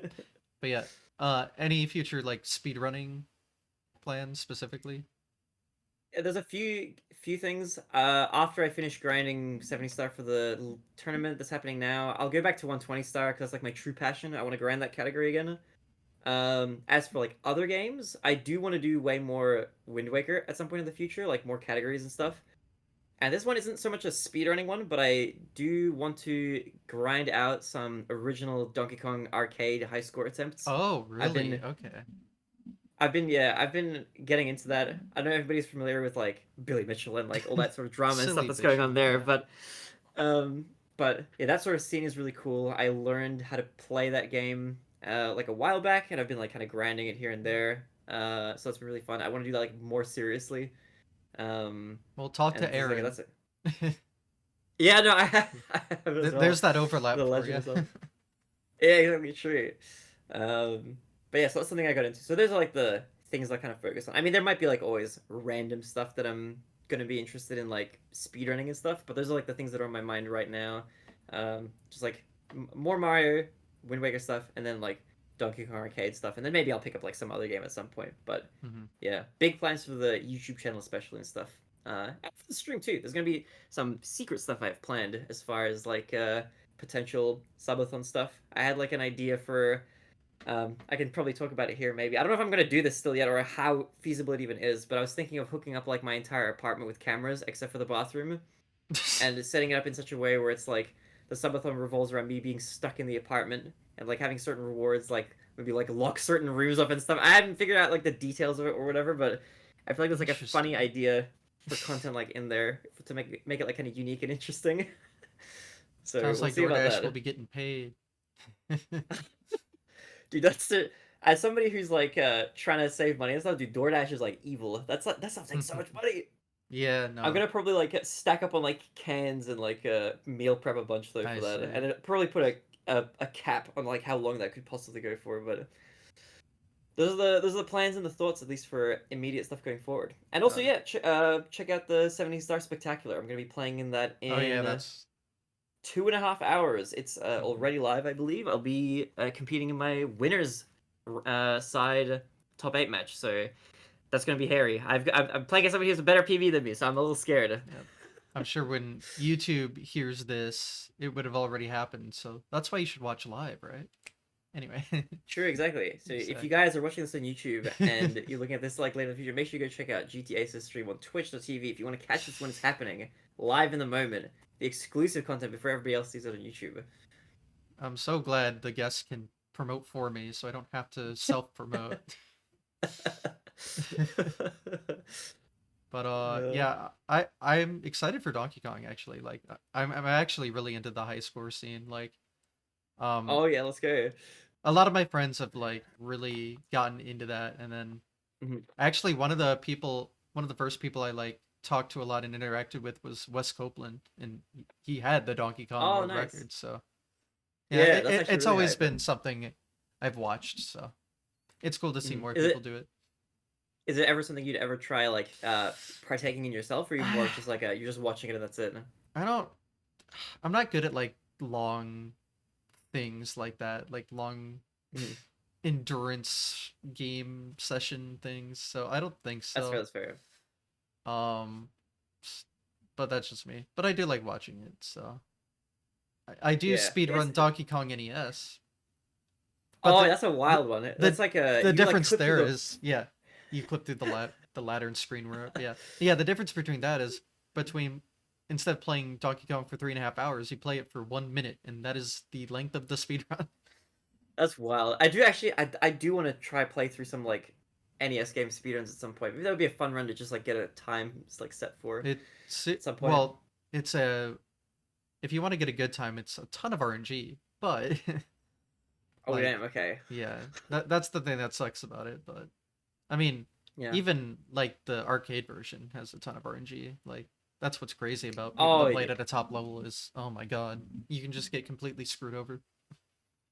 Yeah, you can. That's true. I know that for like because like you said, Donkey Kong, like the arc when you do the arcade high score attempts, like that game goes for like such a long time that for the most part the RNG kind of like averages out. I think one of the first things that like for like the Billy Mitchell controversy for anybody who's like not aware, there's a world renowned Ugh. self-appointed video game player of the century who's been like in a bit of hot water. He was like featured on actually, this is an interesting way to kind of bring this back to the start. The thing that got me into competitive gaming, period, was the King of Kong documentary, which I Oh have on really? DVD actually. Okay. Yeah, that was the first piece of media I watched that made me even realize that there was like a competitive gaming scene at all. And like I ended up just filtering into Super Smash Bros. Melee because I was looking into that. But when I was a little kid, like that documentary came out in 2007, so I was 10 years old when it came out. Um, and I don't remember when I watched it, but I watched it like really early on, and like that catapulted my interest in like competitive gaming like at all, period or whatever. So now it's kind of like circling back to that, like getting into Donkey Kong is kind of funny. But yeah, what I was gonna say is Billy Mitchell, the guy who's featured in that, Hmm. who had like the world record in like the 80s or whatever, and then like kind of did a bunch of shady stuff and said he only respects people who compete live, and then sent in a bunch of tapes or whatever. Was kind of exposed for cheating, and even like the score that he got in the documentary was like proven to be not original arcade gameplay or whatever. I think I remember reading all these threads on like Twin Galaxies and stuff when people were discussing like whether or not he had cheated before it was like fully proved with like the methods they're using now. Hmm. And one of the things that alerted people initially was that like if you look at the how lucky like Billy Mitchell's run is towards the end, it's like way luckier than it should be for like how much the RNG should like average out over the course of the run. Like so they mapped out like a bunch of these top runners times or top are they runners? I guess they run the game, but top scorers time. They like mapped them out in like these like spreadsheets or whatever to have a look at like what the distribution would be, and they all kind of followed the same pattern. And then Billy Mitchell's was like this curve upwards, which the idea was that it suggested that he was using save states to like retry and get points based off of like getting luckier over and over again, rather than actually having the skill to max out those points kind of earlier out throughout the run. Hmm. Um, and that wasn't like proof of anything necessarily. It was just kind of like an early red flag among many that got like brought up or whatever. So Hmm. it's kind of a funny thing that you bring that up. But yeah, the RNG for that game, like because it's so long, kind of it is true that like it does affect stuff and it can screw you in certain points. But like as far as like actual point value, I think it's kind of it averages out a lot throughout like the course of like the just for playing so long. And because you're in Australia, you could watch the famous court case, right? Oh That's how yeah, it well, works. it's so here it's one state over, which like I don't know how far away states are in America, but here because Australia has like only a few states and the Oh yeah, landmass is like almost as big as like America is, at least minus like Alaska and stuff. It's one state over from me, but it takes like 10 hours to drive there. yeah. No. Or but if that dude, if that goes to trial, Oh, if I can go watch it, you know I'm gonna be there. Oh shit! That All is, right, fine. I would go road trip for that, dude. That would be such a fire thing to like talk about it. Well, I guess you have the opportunity. Dude, imagine getting a photo opportunity with Carly and Billy Mitchell outside the courtroom. All That would be right. crazy. Oh man. Yeah. Uh, Donkey Kong, everyone. This is what it's yeah. come to. For such a, like a for such like a I don't know, like a low key game, it's got such crazy drama for some reason and cheating accusations and stuff. But Yeah. yeah, for anybody who hasn't watched it, would highly recommend it, The King of Kong, and then also supplemental videos after that, just doing your own kind of looking into the cheating Yeah. accusations and Watch The stuff. There's a King of really, Kong really and then realize it's all bullshit. yeah, it's pretty wild. I feel the story of King of Kong is pretty cool, and with like the context knowing of like Billy Mitchell being a cheater or whatever, it puts a lot of like interesting irony into like a lot of the stuff that he says because he has a lot of these like very profound sounding quotes about like you know being honorable and doing the right thing and proving yourself kind of in front of a large group of people and whatever. And it's really like ironic hearing like him say this sort of stuff about these sort of scores, knowing that like 15 years later they got like debunked or like proven to be illegitimate essentially. There's a really good like I don't know if you'd call it like a YouTube documentary that's like 3 hours long or something. I forget who it's by, but if you search up like Billy Mitchell exposed or whatever, like one of these will pop up. There's one that goes into like a lot of detail about exactly like how the cheating works and how people figured out what exactly was done with like the loading screens and stuff. We recommend pretty good as like supplemental viewing after you watch it. But King of Kong, good documentary.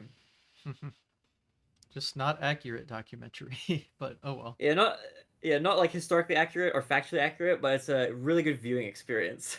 Got it. Well, uh, I I think that's everything. So we can we can stop now, I guess. I don't know. Sweet.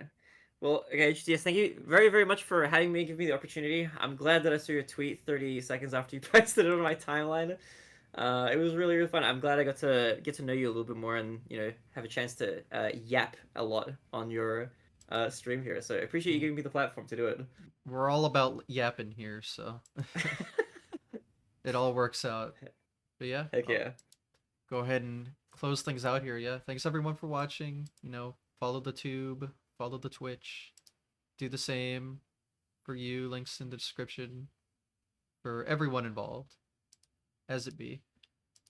And yeah, I guess just see you next week. Hopefully, I'll have things figured out a little earlier in advance this time. Some weeks it's a little hard, but suddenly I have a backlog of like 40 people I could ask. Whoops. We'll see That how was that great. goes. But yeah, I'll definitely have something next week. So see you then. All right. Bye. Bye. Bye.